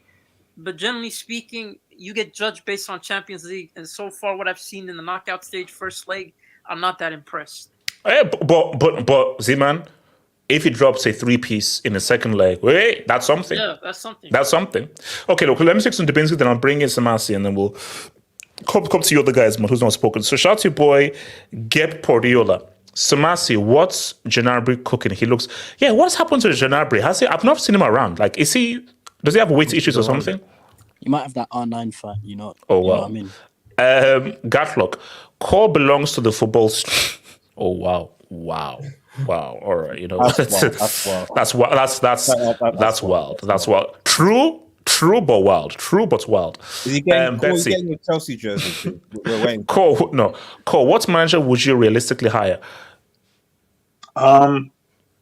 Me personally, at this moment, I want Samasi to be the one to decide the coach, because when I decided the coach, I'm getting. How? Explain. Yeah. Explain. Samasi has been harassing me for saying that Tuchel should be coach for Bayern. and I was the one who was pushing this agenda and so forth, and I agree. But from now on, for me personally, I don't want to make any decisions for Bayern anymore. I'm tired, HH. Okay. Samasi, all these harassing men and all that. I don't like Okay. these All right. Bayern Okay. fans All harassing. right. Let's go to Chelsea, man. Just go. No, don't. Bless it. Never have It's I ever possible. heard Money Mace speak so many facts. No, look, man, like, There's no again, facts, as I said, the thing in Money Mace, all Money Mace said were just facts. Those were straight facts. I detected no lies. I detected no lies, bro. It is what it is. Like, if you're hating, then you're just being a hater. Money Mace just laid out this man's career, and it's a career full of L's. I'm sorry. Shout out to your boy Nemo. Kane's peak is World Cup Golden Boots. I mean, yeah, I guess get a hat trick against Panama was pretty. No. Kane's greatest achievement is the World Cup Golden Boot. That is his greatest achievement. Panama tax, island tax. So okay, that's something. You won the Golden Boot at the World Cup. So Craven 18. Why can Musiala step up but Larry Lane can't? You see, that's my thing here because Musiala is how he's 20 or 21. I think he's 20. Bro, who scored that clutch goal that gave Bayern that league title? Musiala doesn't score that. Dortmund are Bundesliga winners. And I am not expecting Musiala to be the main clutch guy because he's 20. He's 20.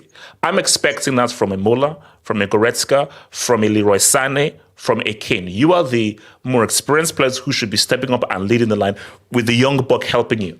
So, yeah. Shout out to your boy F94. To be honest, I actually respect Kane highly for ditching Shearer's record to chase trophies. But those today's misses in a must-win game, bro, in my opinion, forget context. Kane must lead Bayern to 12 in a row, end of.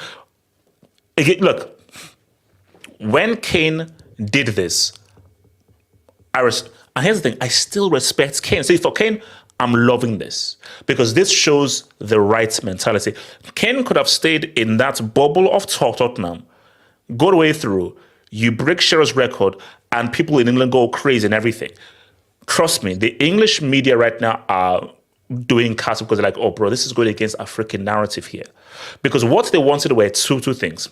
He wins, he breaks Shearer's record so they can pump him up, or he goes into Bayern, breaks Lewandowski's record, and starts pads with trophies. So they can say, oh, is this the greatest Bundesliga striker ever?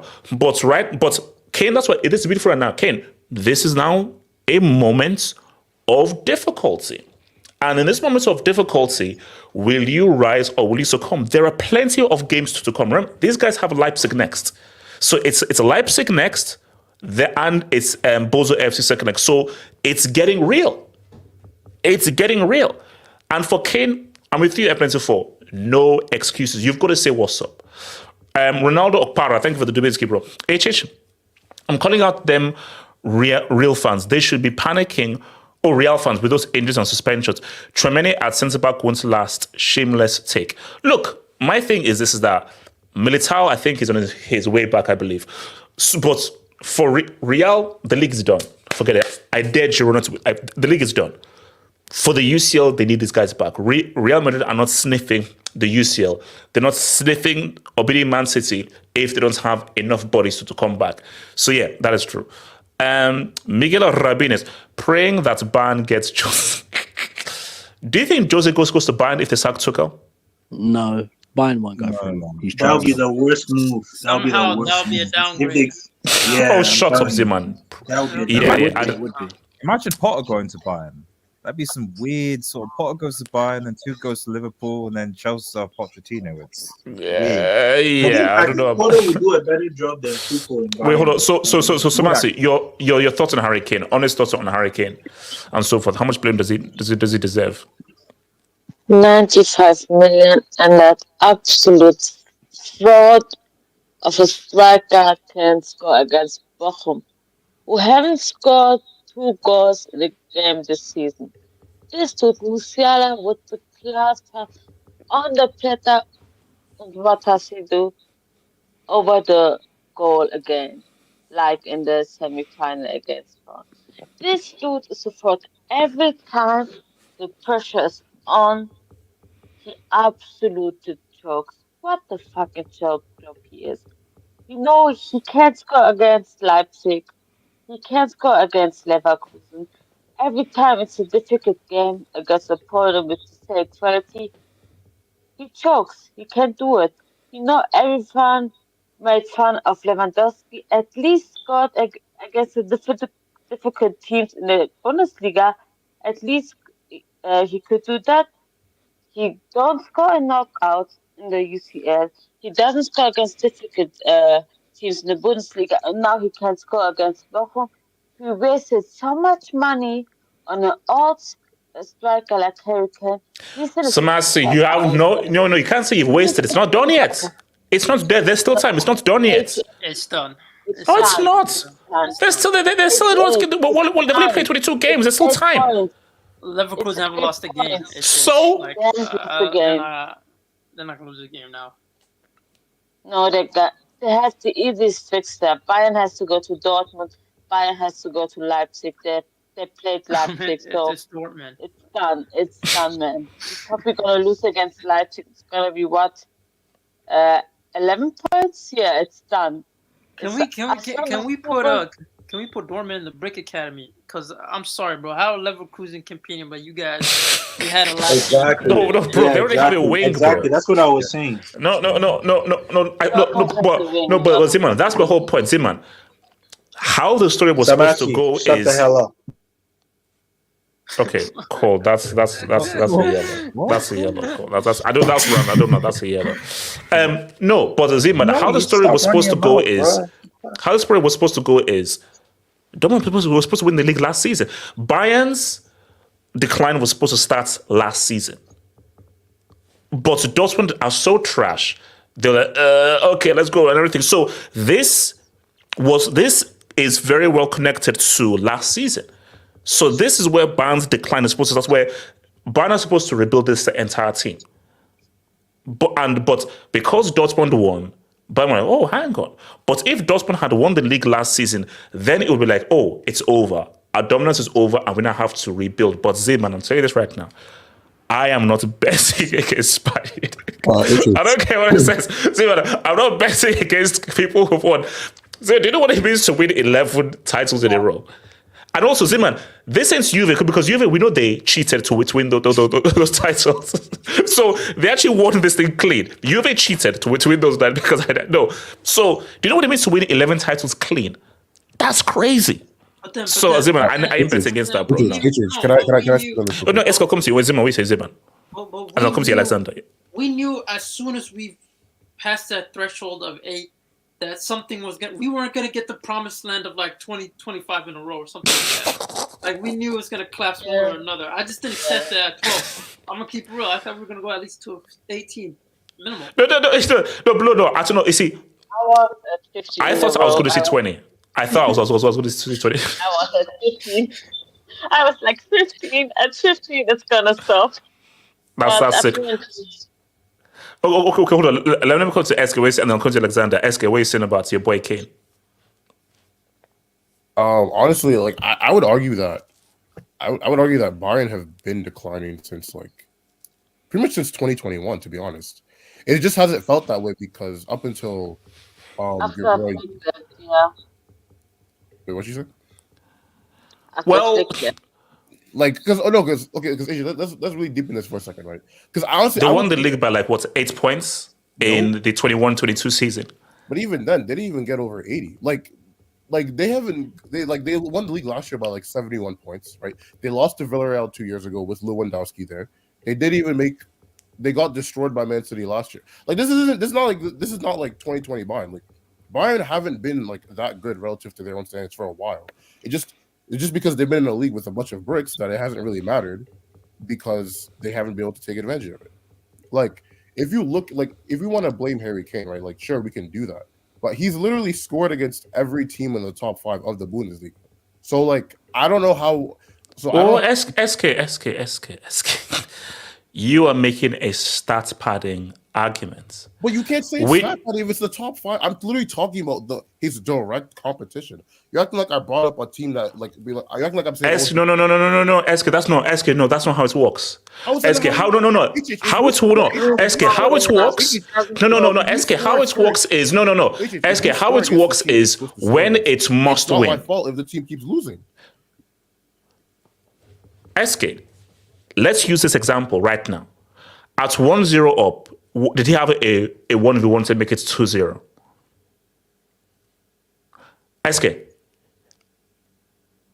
SKFC, are you there, bro? SKFC. My.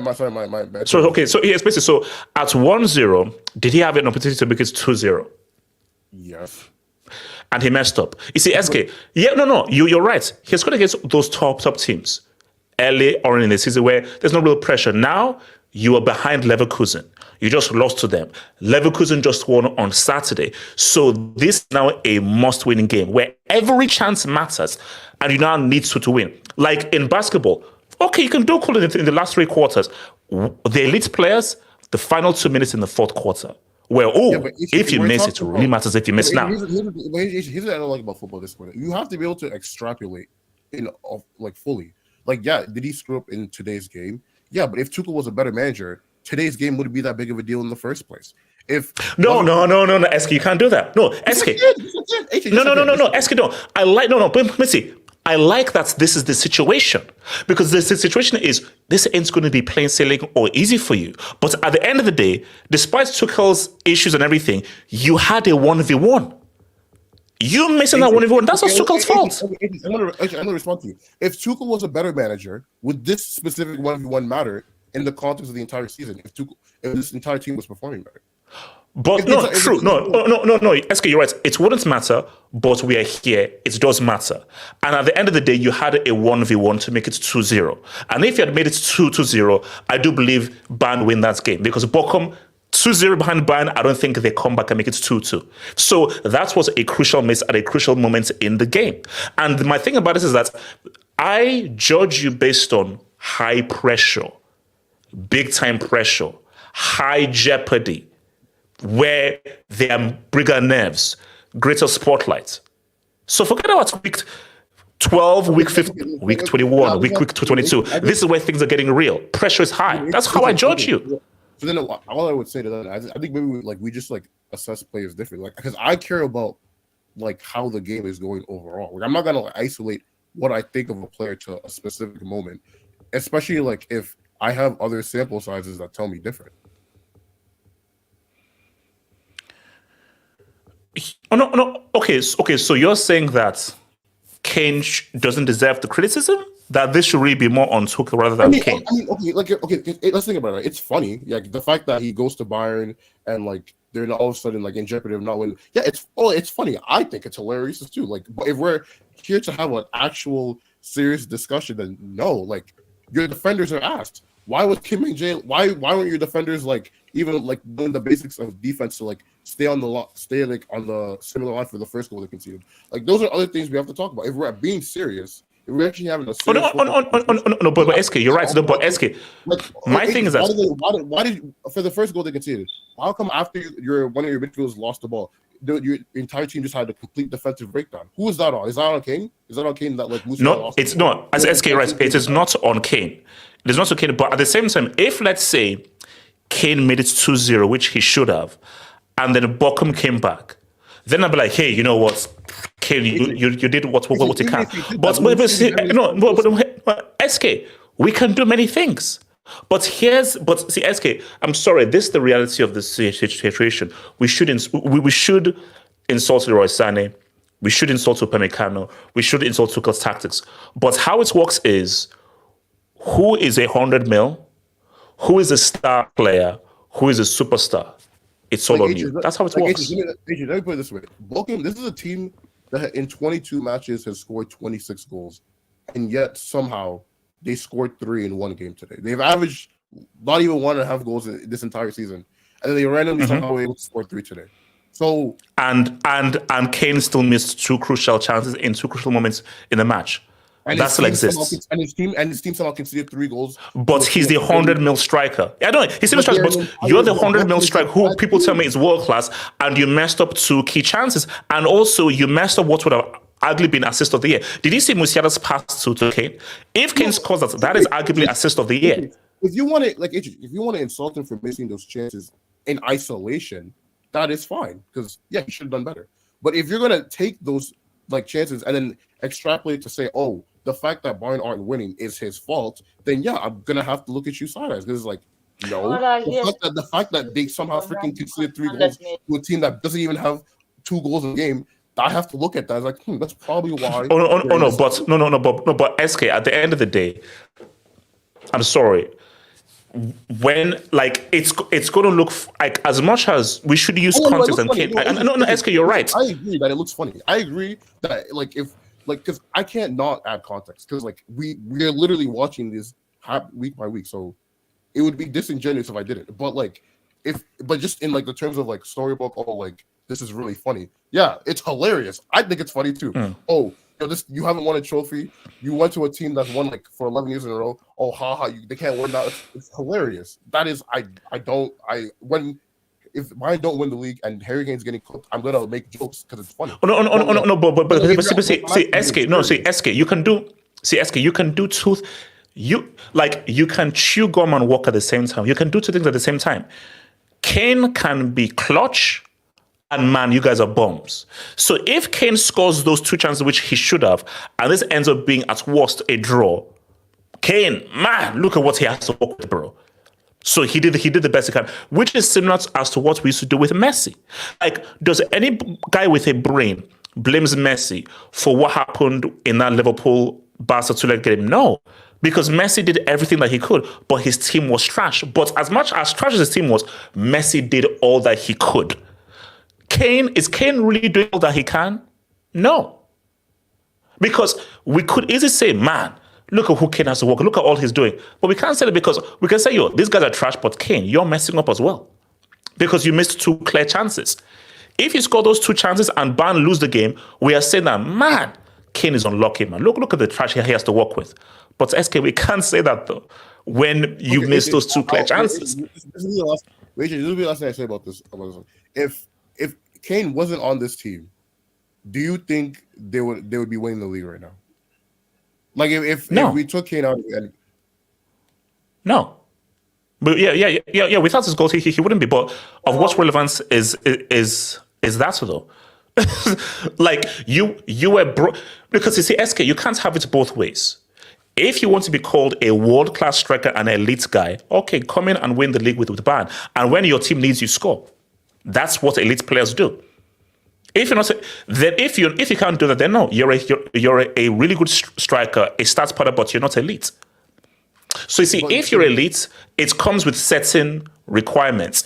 If you don't fill those requirements, you are not elite. So don't you dare be discussed in that elite discussion. So my issue is they keep telling me this guy is an elite, world-class striker, amazing. And I'm like, okay, prove it. You haven't proven that you're an elite guy. You still have a chance to. But right now, no, you haven't proven that you're an elite striker. You haven't. And I'm not going to be bullied into forcing him to be an elite guy now. But SK, he has time. He has time.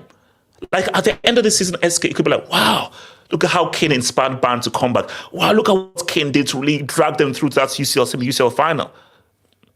That has to happen. So when it comes to your boy, hold on. Alexander, what are you saying, bro? Alexander, your thoughts on Kane, Alexander? I will compare Kane to Immobile, because maybe it's too harsh, but Immobile has 200 goals in Serie, and he's just basically a stat pattern. But for me, I agree with everyone what they said about Kane, that he with this not turning up in big moments, etc., and plus with the English media's ideology with English players, stuff like that. But for me, I don't think you guys are talking about Bayern players as a whole. Upamecano just got another red card again, in this game, and then Lazio as we got a red card. Oh yeah, you're right. We need to have a conversation about the fact that Maguire's clip of Upamecano. There's a serious. There is Oh, wait, hold on. there's Has a serious conversation. Upamecano ever Liam. been mentioned in a political sphere? Maguire has been mentioned during a political meeting. That's what I'm The saying, red bro. So card. I'm gonna send you. I'm gonna send wait, you no, this hold on, picture. wait, hold on. Let Alexander finish. Alex. And also, like the likes of Goretzka has been really bad. Sane as well has been really horrible. And the likes of like Matisse Tell and Musiala has been like respectable. For Bayern, that's it really. So I think more people should be talking about these type of players. But I understand about the Kane perspective, which I totally agree about. And yeah, that's it. Can I send you? AJ, please. I need to send you this picture on Twitter, on DM. Please. I probably don't want to see it though. So No. It's AJ, can I speak briefly? Okay, wait, hold on. 87. Wait, 87. Okay, I also want to speak about Tuchel. Can I speak about Tuchel briefly as well? Yeah, sure. Go for it, bro. Okay, so basically, in my opinion, ever since Bayern won the Champions League, they have regressed as a team. Like they haven't replaced Thiago. They keep getting terrible signings. Like they brought in, I think, the Espanyol player. I think it's Mark Roca a few seasons ago. Saar as well, and they just haven't replaced players. And they keep. It's just that Bundesliga, they haven't been challenged. That's why they've been getting away with it. Last season, Dortmund should have won the league. The fact they won the league last season was paper into the cracks. This season, they're actually struggling now.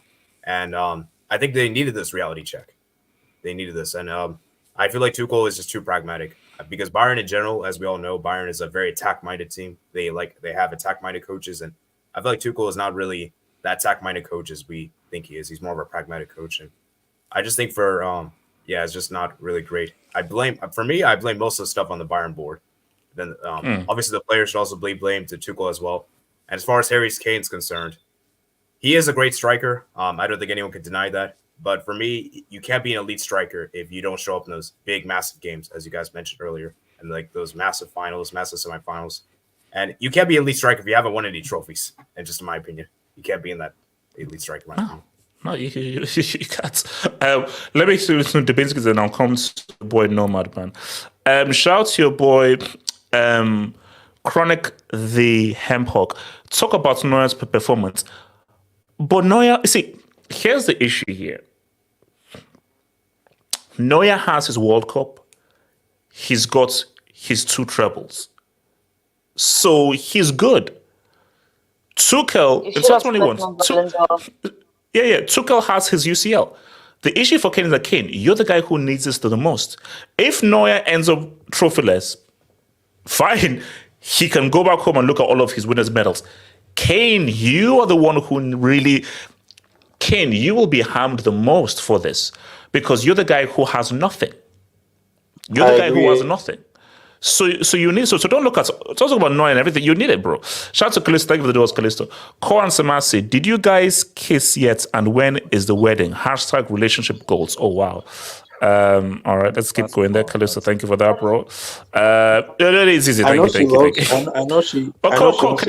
Core, shut up, bro. As the only 2 times Kane scored 30 goals in the Premier League, he lost the Golden Boots to Salah and Haaland. Heck, I thought he'd lose it again to Gerassi at one point. No. But ads, here's the thing though. And I think we said this like on the previous Hangout. Do you know what would be the worst thing? If Kane breaks Lewandowski's goal record and Bayern don't win the league. That would actually be horrible. Like, imagine people trying to spin that as some kind of victory, where Bayern lose the title to Leverkusen, but like, hey, but he broke Lewandowski's. That would actually be worse. That would actually be worse because again, it will just add to now this guy is nothing but his stats padding merchants, bro. Shout out to your boy Nemo. Man, where is Choupo-Moting when you need? Oh my god. Are they missing Choupo? Okay, wait, hold on. Nomad, what are you saying about Kane? Nomad. Yeah, I think people forget what kind of teams Kane has played for. Kane has played for Spurs, and Spurs know nothing about winning trophies, right? Okay. And internationally, Kane plays for England, who also know nothing about winning trophies. Harsh. So he's coming from AJ. He doesn't even know what winning a trophy would even look like. Can't even imagine it. So he's bringing that energy to the club. And as far as Tuchel, AJ, you know about my opinion. COVID tax. He wrote the COVID tax. God. Yeah, Chelsea has been mediocre after that win. Kante has been mediocre after that win. And Tuchel has been mediocre after that win as well. It was COVID. COVID won that Champions League, actually, not Chelsea. I think And more yes, and but the narrative will be on Kane, ages, because Tuchel can always say I have the UCL, and the players can say, "Oh, we won all these trophies. This is not our problem." But the real problem is who's paying for all of this? Where's the money coming from? The people who brought Kane in, knowing that he's a stat pad against lower league oppositions, and he's not going to take them over the edge in the Champions League or even in the Pokal. You saw what happened in the Pokal. So, and hold on. Let's be fair here. He didn't play that game. He did not play that Pokal game. Yeah, exactly. And you paid 100 million for him, and he could not even be there to keep you in the domestic cup, and you paid 100 million for him. That's my point. And as for and as far as Tuchel goes, he'll be protected because the ownership decided to bring Tuchel in. They fired Pep Guardiola, Don Carlo, Nagelsmann, and also Hansi Flick, right? And people are saying that Xabi Alonso would like to go there. I don't think so. No. And after firing these kinds of world-class managers, world-beating managers, they decided to bring in Tuchel. And after having Lewandowski and the kind of legendary strikers they've had over the decades and over the years, they decided to bring in a chronic loser in Kane. So it is the club management which is at fault, but they'll never get criticized. Tuchel will never get criticized. It will be Kane. The narrative will be that Kane has arrived and things have started to go wrong. Suddenly Leverkusen, who never won it, are suddenly winning it now because Kane is here.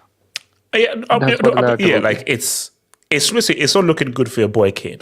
That's my thing. It's not looking good for your boy Kane, and he just has to figure it out. Shout out to your boy ads again. Thank you for the Dortmund.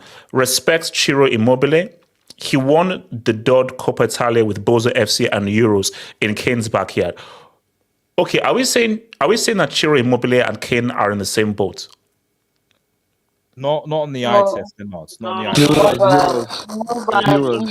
Euros. He has the Euros.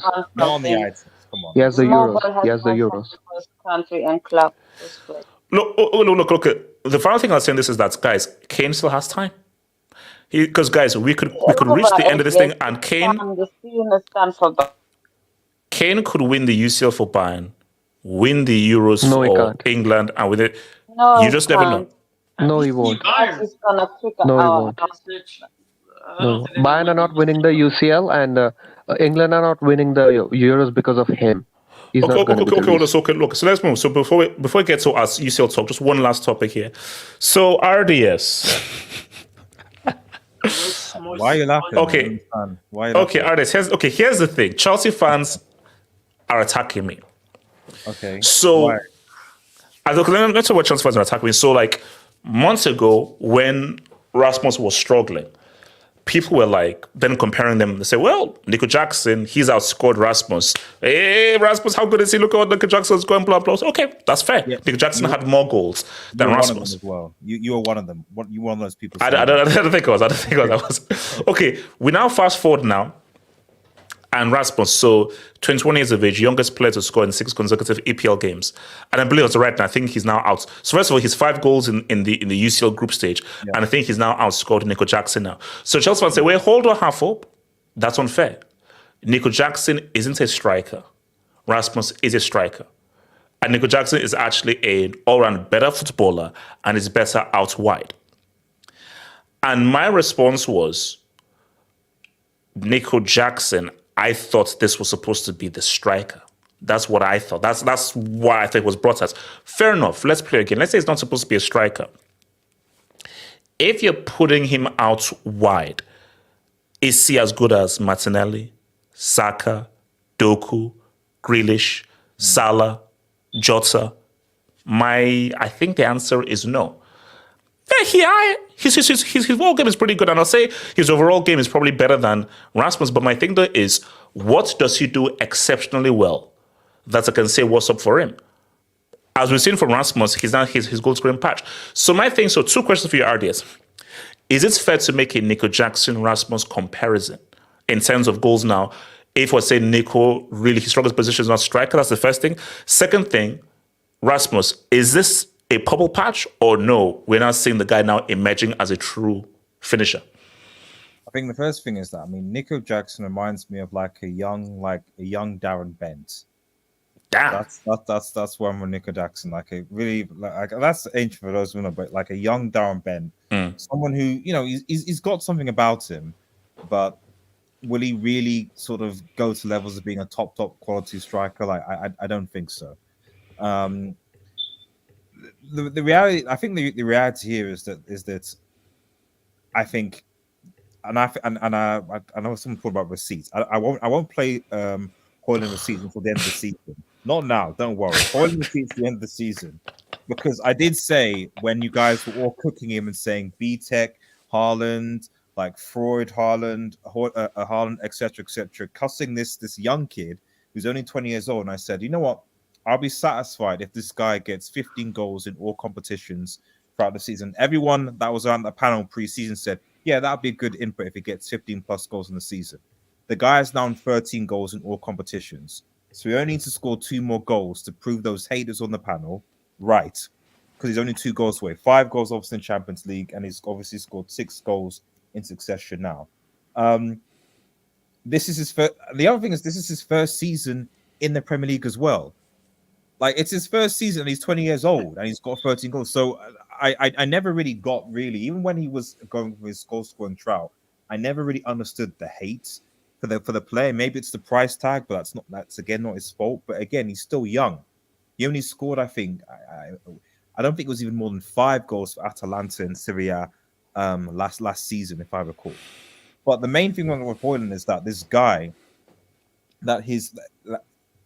I'm not saying he's the full product right now, but you can see the potential in this player. Okay, his hold-up play, his all-around game is, in my opinion, far superior to Nicholas Jackson. He's much better. I mean, hold on. So he's an overall better player. Like his overall footballing ability is better than Kojak. Yes. I don't know about that. Yeah. That's there's no like there's no doubt about that. Like I think the people blind because Nico Jackson scored 5 goals against 9-man Spurs, 3 goals, a hat-trick and 9-man Spurs, and suddenly now he's no. I would even make a case that for at least on the eye test, he's better than although Haaland is obviously a better finisher. Like overall ability, eye test wise, no, Hojlund is better. Hojlund is better for me as a footballer. He's a better footballer than Haaland at Manchester City, in my personal opinion. Oh yes. No, Haaland is useless. You know, when you saw those chances, I'm sorry, those chances that Haaland had against City against Chelsea yesterday, Rasmus is putting at least one of those away. At least the issue with at Hojlund right now is that, and it's been the issue that United have had for years now, is that we don't actually create enough chances for our strikers. We don't. And one of the biggest issues that Hojlund had is that we won't create. Man, streets is crazy. Wait, you know what? I think that they're always United. Splash nets. Stop bullying the streets, bro. Splash nets, you're a mod. You can't influence the streets. Splash nets, leave. Big up, man. Big up. I mean, let's see. This is what I'm saying. The streets know ball, and the eyes don't deceive, man. The eyes don't deceive. Listen. At the end of the day, with Rasmus, okay, it's context. He's still a young football player. This is his first season, and yet he's on track. Probably, I think he'll get more than 15 goals a season. 15 goals plus. If he gets 20 in all competitions, what are we saying? He's not that far off. What are we saying? What are we saying? We're saying nothing. No, we are saying one season wonder until proven. No, we are saying one season wonder until proven otherwise. Okay, he's single-handedly trying to push United to at least secure a top 4, top 5 finish. I don't think United are going to finish top 4, top 5. By the way, I actually think that Chelsea still have a chance. This man stays hating, man. This man stays hating, man. There's no hating. There's always a chance. Aris, have you seen the gap between us and fourth position? Get out of here. No, we're not fourth though. We're sixth. We're sixth. It's between you and us. So I still think Chelsea can leapfrog at United. You don't know. There's still a chance. There's still a chance. Okay. So, but are you saying Rasmus has arrived? That's okay. You see something. No, this could be this striker or purple patch. I still think United need another striker because we can't rely solely on Rasmus to score goals. At the end of the day, as far as United's attackers goes, who do they have to rely on? Like literally, they are relying on Rasmus to score the G's now. Rashford isn't doing anything really. Maybe assists here or there, but he's not really coming up. Garnacho again, but he's also still a kid. Anthony is Anthony, you know that. So who else really do United have right now? They're relying on to score them G's. You have a 20-year-old and a 19-year-old, and that's it. That is literally it. You know, you can't rely. At least you've got experience. At least Sterling has got experience, and who else do you have up top? Jackson, Kojak, man. Yeah, well, Kojak has a bit of experience. His name is Nico Jackson. His name is Nico Jackson. They've got more experience in their front line than we have. We're relying on a 20-year-old and 19-year-old to score goals for Manchester United. That is, and young players are going to be inconsistent. So Manchester United still need another, in my opinion, experienced striker to work alongside those guys. But for the future, yeah, absolutely, of course. And at the end of the day, if you had someone like KDB in this United team, not Bruno, who, quite frankly, is becoming more and more a fraud as the games go on. Hojlund definitely has more goals than he has now. Definitely has more goals than he has now. So, is Hojlund ultimately better than Nico Jackson? I mean, it's obvious at this point. I don't know about that. Okay. Oh, it's okay. So, Zeman, you disagree? No, I think Kojak gets too much hate, and a part of it is because of Zeman. His name is Nico Jackson. No. I generally think he gets too much hate. Like, yes, does he miss clear-cut chances? That is something that he needs to work on. But I think overall, his footballing-wise, I think he's better than Hojlund. Footballing-wise, I think this guy's really good at connecting. I think his link-up is really good. I think carrying the ball. The problem is, the only problem that I think Hojlund is better than him at is just that striker instincts. Like, he already has that in him. Yeah. I don't think this guy has better shooting technique. I think Hojlund's probably better. I don't know I think it's fair to say that Rasmus is the better striker. Nico Jackson has a better all-round play. Yeah. But Zeman, the issue is that I need a striker. I need a goal scorer. No. That's what I need. Well, I don't understand all-round play. How? Explain to me how Nico bringing guys into play, balance on the ball, passing, dribbling as well. He has as well. it all. It's just Give me, come on, Artis. Let's be here, Artis. Rasmus's main attribute is he's a really good striker, and basically his off the ball must be his striker's instincts. Did you see the goals Rasmus scored in the Champions League? Those are not the goals that he scored in the CL. Those are not just goals that were just he just managed to find himself in the box. Okay, all those things you said, Rasmus did those things. The issue that I keep on saying is that like unlike Nico Jackson, where the Chelsea players at least not all the time, but at least try and create for him. Chelsea players create more for Nico Jackson. United players create for. Rasmus. That's what makes Hojlund a better striker, because he could utilize not having that much services and actually come up with goals. While with Jackson, his problem is clearly clinical finishing and actually using the right technique at the right time when it comes to shooting. So I still think that Jackson is slightly the better player, but I do think that Hojlund is just this guy. He's a better striker. He just needs good service. Well, let me hear some Dubinsky's mouth. Shout out to your boy Nemo. Respects the worst 3-piece in football history. A three-piece is still a three-piece, bro. That is true. Yeah. A three-piece is still a three-piece. A three-piece is still a three-piece. Hojlund plays that game, he gets at least 6 goals, man. Okay, but Hold on. Shout out to Place A. The same guys that don't rate 23 goals and assists Nunes, but they want us to rate Rasmus. Oh, come on. Actually, don't do that. Don't do it. Did you see? Wait, hold on. Did you see CFC goal? Wait, who is CFC? Did you see the? Oh, sorry, Chelsea's goal against City. Rasmus actually doesn't make that back heel. No. It's a place. It has to be a player here. So now, this could be a purple patch, but Rasmus, he has shown, bro, to score in 6 consecutive games. Now, let's see if we can continue this, but we have to report on what we've seen recently because we can't predict the future. As of right now, this guy is looking like a very sharp goal scorer. A really good sharp goal scorer, and we've not seen this kind of consistent goal scoring from Nico Jackson this season. Now, he's not a striker, that's not his stronger position, fair enough. But I'm still not sure what his stronger position is. I disagree with RDS. I still believe Nico Jackson is overall the better player. Overall for footballer. But just in terms of striking, I'll give it to the Moose. I'll 100% give it to the Moose, man. Was Nico Jackson playing when Chelsea came to Old Trafford this season? Was he playing or was he not playing? I want to just clarify this. RDS, you know that. No, I want to clarify. People who look at the past stay last. People who look into the future have the culture. So there you go. Shout to your boy Miguel Rabines. Wait, hold on. Let me. So HH, believe it or not, Chelsea missed Jackson while he was at AFCON. We've played better versus Villa and City because of his build-up. I'll back him long term. You see, Miguel, my thing for Nico is, this is just my assessment here. I think Nico is a decent player, but I believe we can do better. So for me, it's just not because I just have signed it. Nico, he's talented, he's good, but I just feel that, no, we can do better. I feel there are better players out there. There are highly, and what I'm trying to explain to Chelsea fans is that Chelsea fans demand more. Have high standards because we're not Scunthorpe, we're not Norwich. We have the money, we have the pull, we have the cashier, and we are a big club. We are of the standard where we can attract the very best talent. No. So we should raise our benchmark and say, Nico, you're a good squad player, but we can do better. What if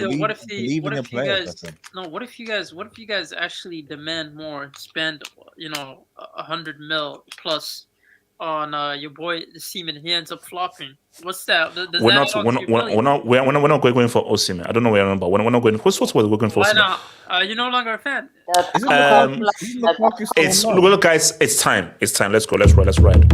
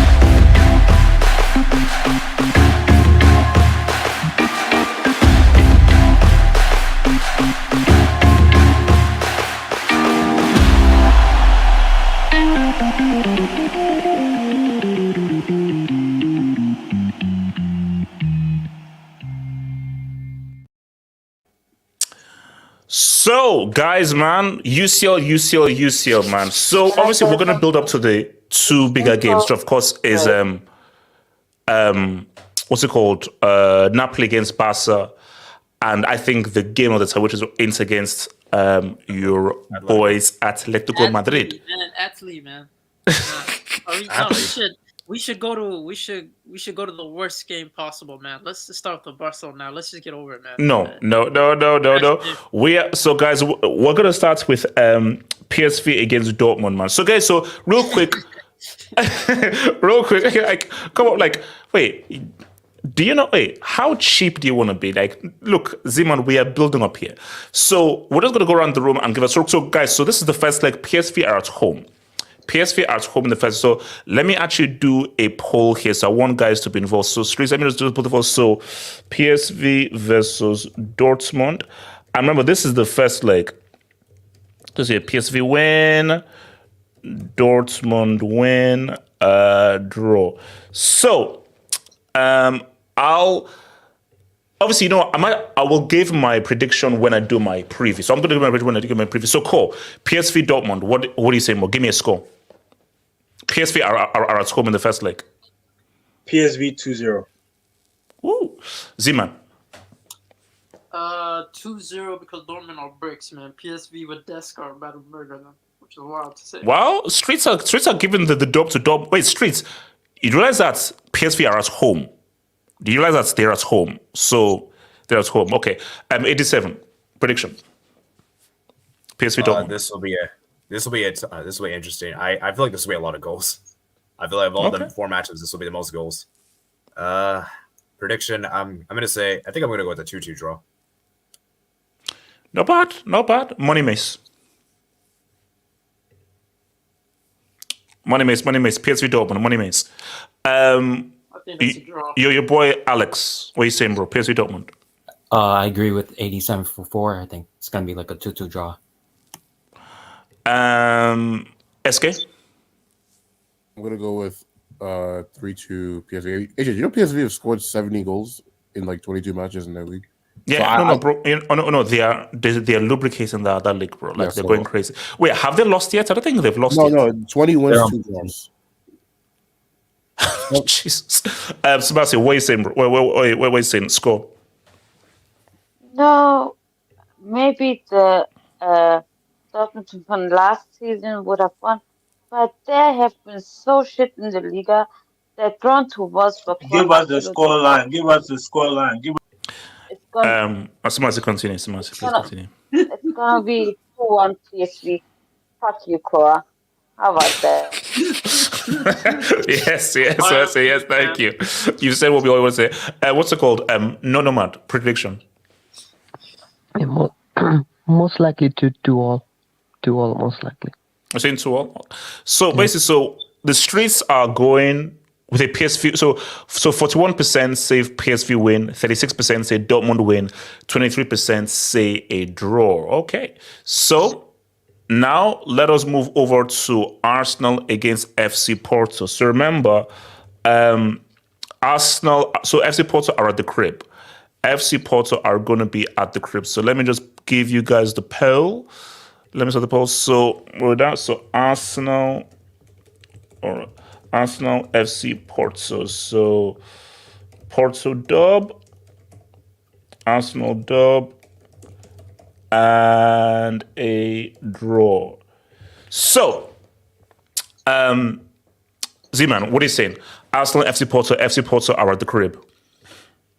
Porto, dog shit. Like, I generally don't see them doing anything against Arsenal. I'm gonna keep it. I think So you're saying that Arsenal ended in the first leg? Yeah, I see a 3, maybe 3-1. You know, they get a consolation goal. I see 3-1. Okay.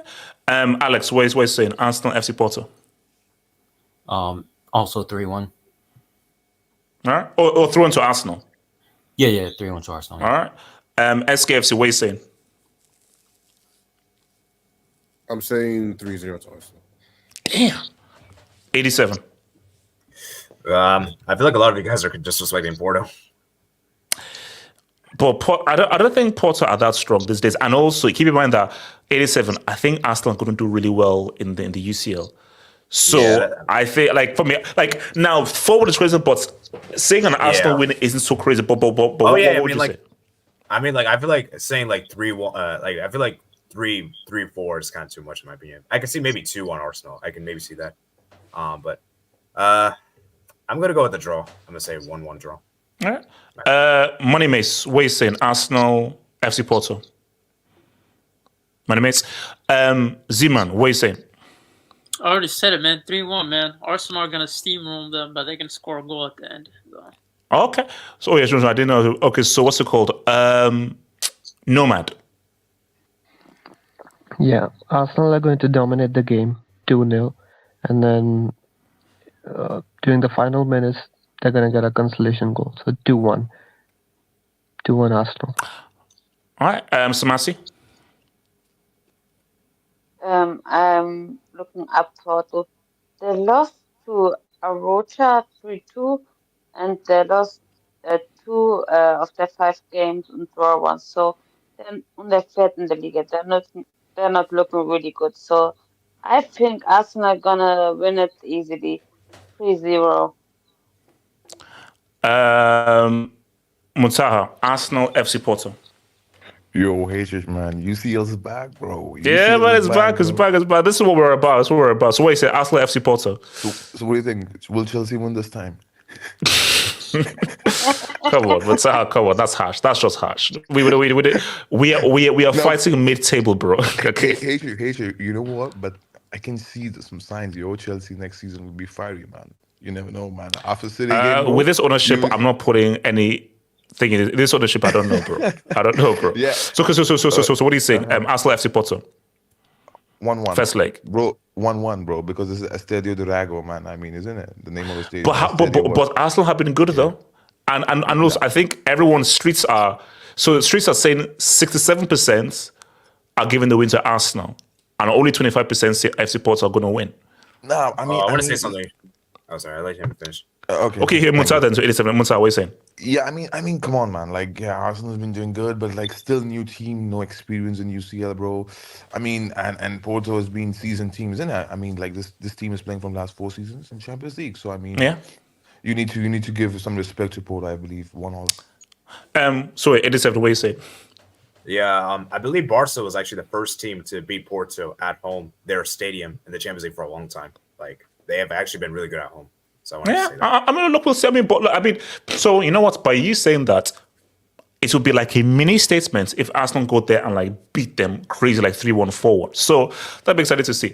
All right, so before we go to our next 2 games, shout out to your boy, Dewin and Ekwe. Did you see Rasmus's goal versus Gala or goal versus West Ham? Oh yeah, I did. Quality goals. Like, look, like Rasmus's goal scoring has been money. I think he's an amazing goal scorer. But beyond that, I just don't think his all-round game is as good as your boy Kojak, you know. Shout out to your boy O'Malley, thank you for the dub, man. Peter Bosch Derby. Oh yeah, PSV Dortmund. I think that's thingy derby, man.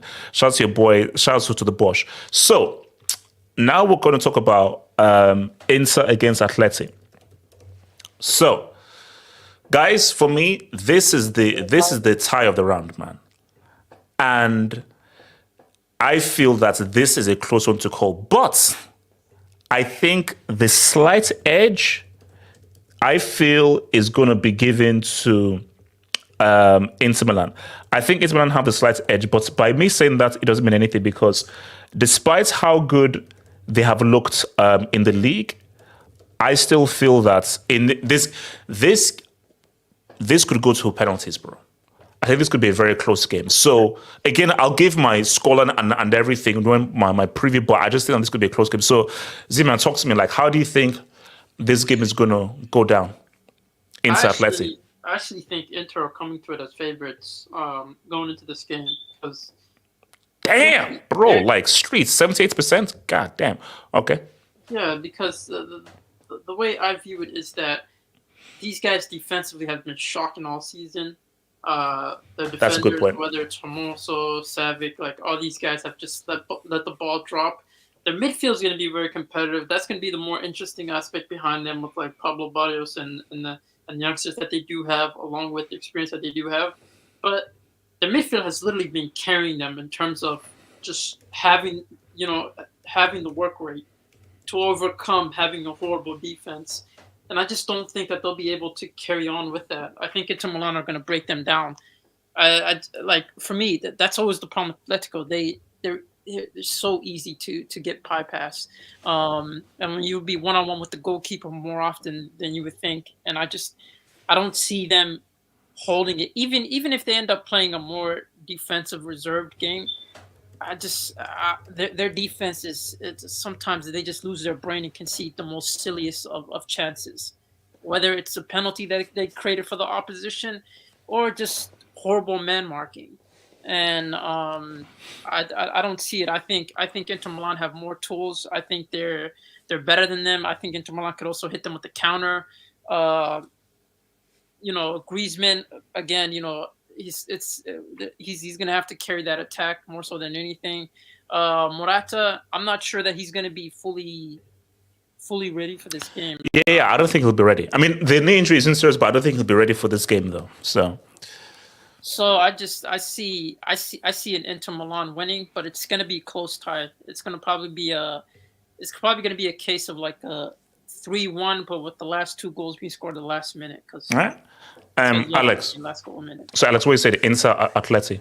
I think Inter are favorites because I think I agree on how the midfield will be a very important battle between both sides, but Inter defensively are just like really strong, and like Atletico Madrid like relies on like the guys of like Savage and stuff like that, but Inter has a really strong defense, and that the likes of Marcus Thuram and Lautaro Martinez will like add a really major threat on the counter attacks. And I think as a team, like defensively through the attack, I think Inter are just really good structurally side, like a structure.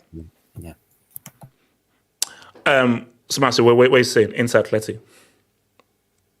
This will be probably the most quality game, most entertaining game. So it's gonna be Inter as shown from. Let's face it, the league is done for, so they have all the time concentrating the UCL. I think Inter is gonna win the UCL this season, but you never know. That's my pick. And I think it's gonna be 3-2. 3-2 for Inter. It's gonna be hard. If it's true, that's a good result for Atleti. That's a good result if they get 2 Gs. SK, what are you saying? Yeah, I think I agree too. I think Inter are gonna win. Probably, honestly, I think it'll be close. Probably like a 2-1. I don't really see either team running away with it. I mean, Inter really do need a 2-goal deficits, bro. I think they do, because a 1-goal deficit is good for Athletic going back to Spain. Yeah, because while I do agree that like how Inter have been better, I think they've only conceded like 12 goals like in the league. Like I haven't really been like that bad defensively.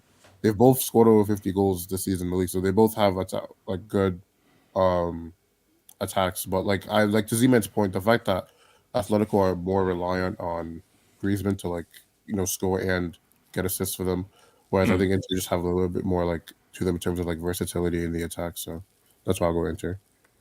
87, what are you saying? Yeah, this will be a very interesting match because both teams are very good at home, Inter, Atletico Madrid, respectively. And I have a feeling that both teams could win like 1-0 the respective legs, and it goes to penalties. And that's what I think. That's what I think. Yes, it could very well happen. And I think for Inter, they have to try to keep a clean sheet, because I think if they allow Atleti to get a G, I think Atleti might be favorites for the second leg, because the second leg is at the Wanda, and Atletico is really difficult to beat. So I think for Inter, they have to keep a clean sheet, in my opinion, if they want to advance. So, and Inter, for me, I do think Inter are slightly better because Atletico Madrid defense would kind of look a bit shaky. That's the thing, is the defense, yeah. So, and I think it's going to come down to those big players like Lautaro Martinez and Antoine Griezmann, because both of them are amazing in their leagues. Who's going to come up clutch in the Champions League? Because, we've kind of criticized both in the recent years in the Champions League when it comes to knockout stage matches. They haven't really shown up like as we expect them to in the league. So I think whichever person comes up clutch for their respective team probably is going to advance for their respective teams. Nomad. Yeah, 1-0. 1-0 to Inter Milan.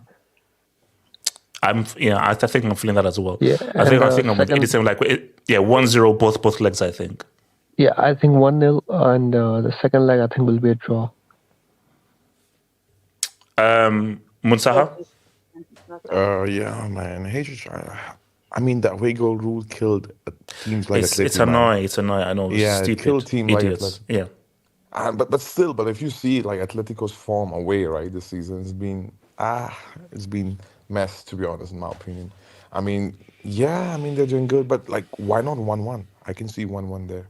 I mean, Atleti, they're scoring a ton of goals, man. Yeah, they're conceding a goal, a lot of them, But there's look, I mean, they won 5-0 over Las Palmas. So But why not just that 1-1? is that defense though? That's the thing that just could be slightly worried. You're right, but I mean, come on, man. Like, look at the goal scorers they have, right? I mean, Griezmann, one of the best in the world, so why not? Even Morata, then Marcos But Llorente. I don't think Morata will be available for the game though. Oh, he didn't? Oh, God, No, because he had the injury. So you have Marcos Llorente, I mean, he's doing a great job though. I mean, scoring a ton of goals as well. So I see 1-1 over here. And by the way, Cole is in your backyard. I mean, sorry, your backstage. Well, Cole, if I bring you in, shut your mouth and don't start telling other guys to shut up, or I'll just throw 3 words, bro. So can you read what Cole said in the private message? No, I don't know. I won't. So Cole, give me your prediction for the Inter Atleti game and anything around the insult of the members of our 3 words. So Inter Atleti. Atletico is going to go through. I believe it's going to be a 2-2 aggregate.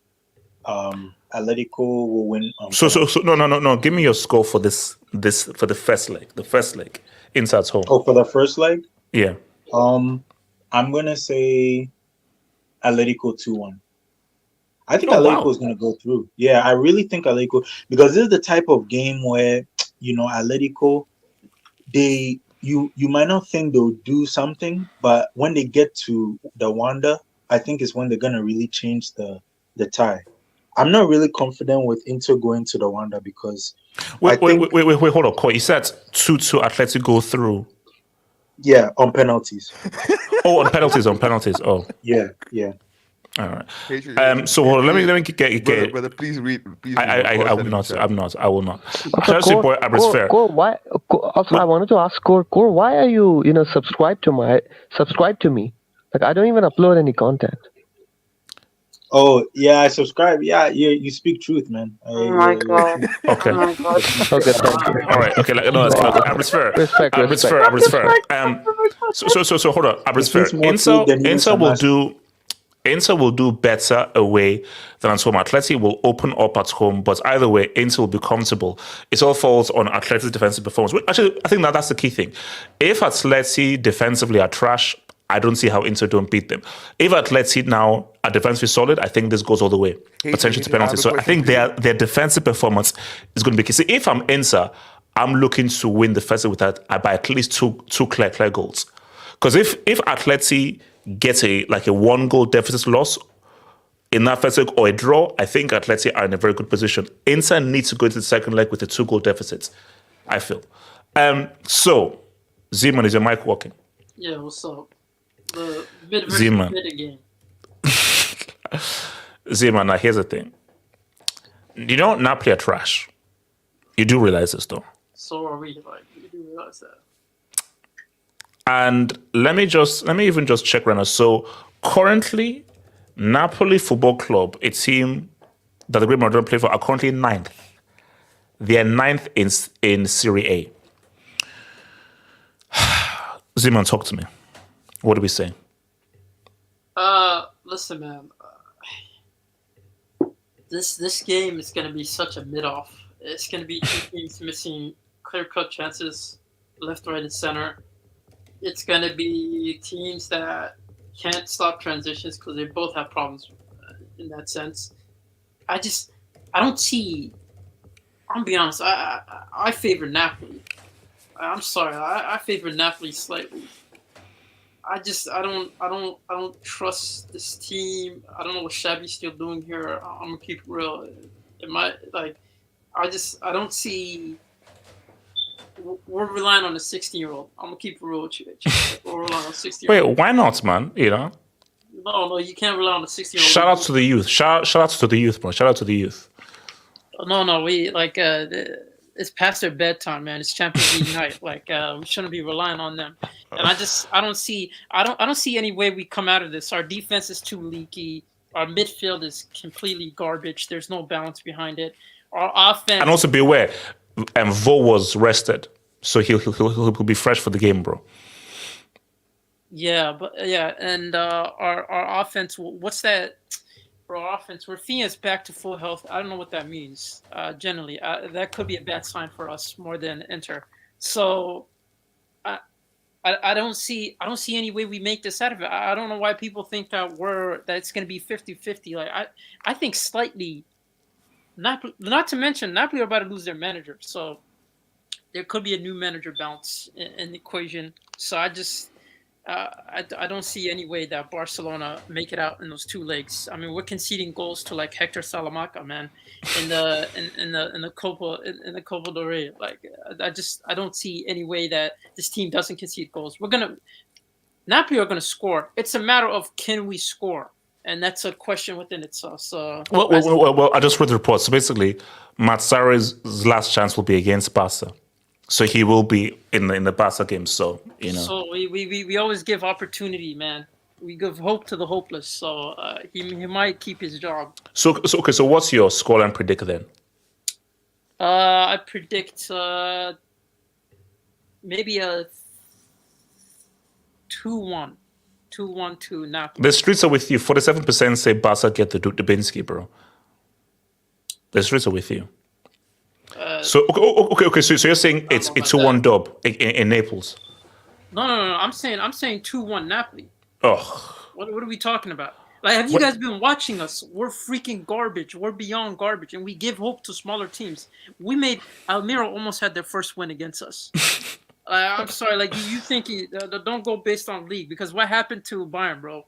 If you go based off league, you would have been like, oh, Bayern are clearly the front runners. I don't trust this defense, so I'm gonna keep it real. Like I generally think we're gonna get 2-1, but Napoli are gonna create a bunch of chances, and we're gonna miss a bunch of chances. So it is what it is.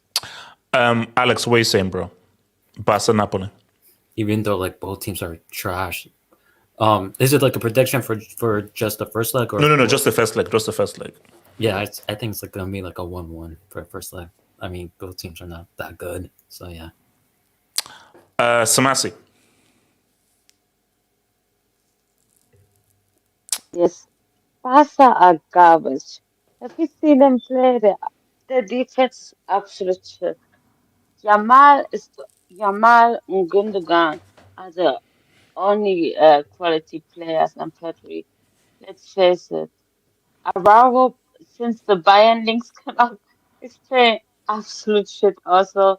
So I think it's gonna be a draw. It's gonna be 2-2 because they're both defense well. 87. What are you saying? Yeah, both defenses look very sketchy. Honestly, I'm worried for this game. And I don't know. I just have a feeling that whenever the first goal is going to get scored, I feel like it could very much determine how the game finishes. Because I feel like if Napoli score first, I don't know, Barca can turn things around. I just don't know. Especially if they score an early goal. So what's your feeling? If you were to give a scoring for that first leg? I don't know. It's very difficult. Because I feel like this could either be a very low scoring game or a very high scoring game. I don't know. It's hard to say. I kind of have to see how I don't really know which I'm going to say. I have a feeling this could be a very cagey game for some reason. I don't know. I just feel like it could be a cagey game. All right. What's it called? Escape. Barca Napoli. What are you saying? See, I've seen this script many times. Like, for as bad as we're saying Barcelona are, like, I mean, they're still what, like third in their league. They're not freaking ninth. They've still scored like 52 goals. Like yeah, SK, tell this pessimist Z-man, bro. Pessimist? No, when we get dunked and slapped on, all of a sudden you're all like, please, SK, grab the mic. SK, grab the mic, man. No, basically, I just think Napoli are trash. So I see Barcelona winning like 2-0. Like I don't see any, like, I don't think Napoli are good enough to exploit whatever issues like Barcelona have. So yeah, I'm gonna go with Barca 2-0. Nomad. Yeah, this is at Barca's home, right? No, it's Napoli at home. Yeah, 3-1 Napoli. Oof, all right. It's him who are ninth. All right. Barca don't have a defense. They don't have a defense anymore.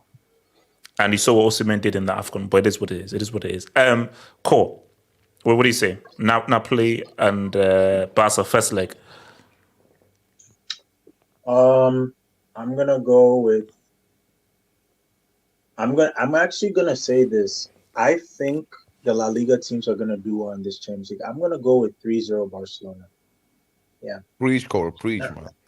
Napoli. What? Napoli's an irrelevant club, bro. I'm Preach, telling bro. you. Preach. Oh my god. 3-0? Napoli's an irrelevant club. 3-0 Barca? Are you Okay. serious? Barca, yeah. Wow. I think Barca. Okay, no, Oh, all right, no. okay, it's fair, it's fair. Look, if we turn around and Barca win 3-0, then Ko is now a genius. So we'll see. Monsa, Yeah. what are you saying? Barca Napoli? Man, look, I mean, you guys might be, pessimistic a lot, when it comes to Barca. I mean, Barca's been all right, bro. Away. I mean, they're doing good job. I mean, I'll say good job away. Yeah, I can understand Z-Man's pessimism when it comes to Xavi in Champions League. Yeah, I mean, he's low-key Antonio Conte kind of manager, when it comes to cup competition. But, I mean, let's be honest, bro. Napoli is garbo, man. Let's be honest, they're garbage, man. Like, you don't even... But they may turn it up in the UCL, though. I mean, we've seen teams being crap in the league and then say what's up in the like. Look, as bad as Napoli are in the UCL, I don't trust this Barca team. I think Barca should win, but I don't trust Barca. No, But I'll still give benefit of doubt to Barca because I mean, let's be honest, they are third place. Yeah, but we should not see the league form to the Champions League. It's not relevant. So I'll say 2-1 to Barca. Guys, it's been swell. It's been beautiful. Remember, guys, Monday nights, members hangouts. Tuesday, Wednesday, that's UCL Krakini. Peace out, stay true. Zad lives. One love. Peace out, peace out, peace out, peace out.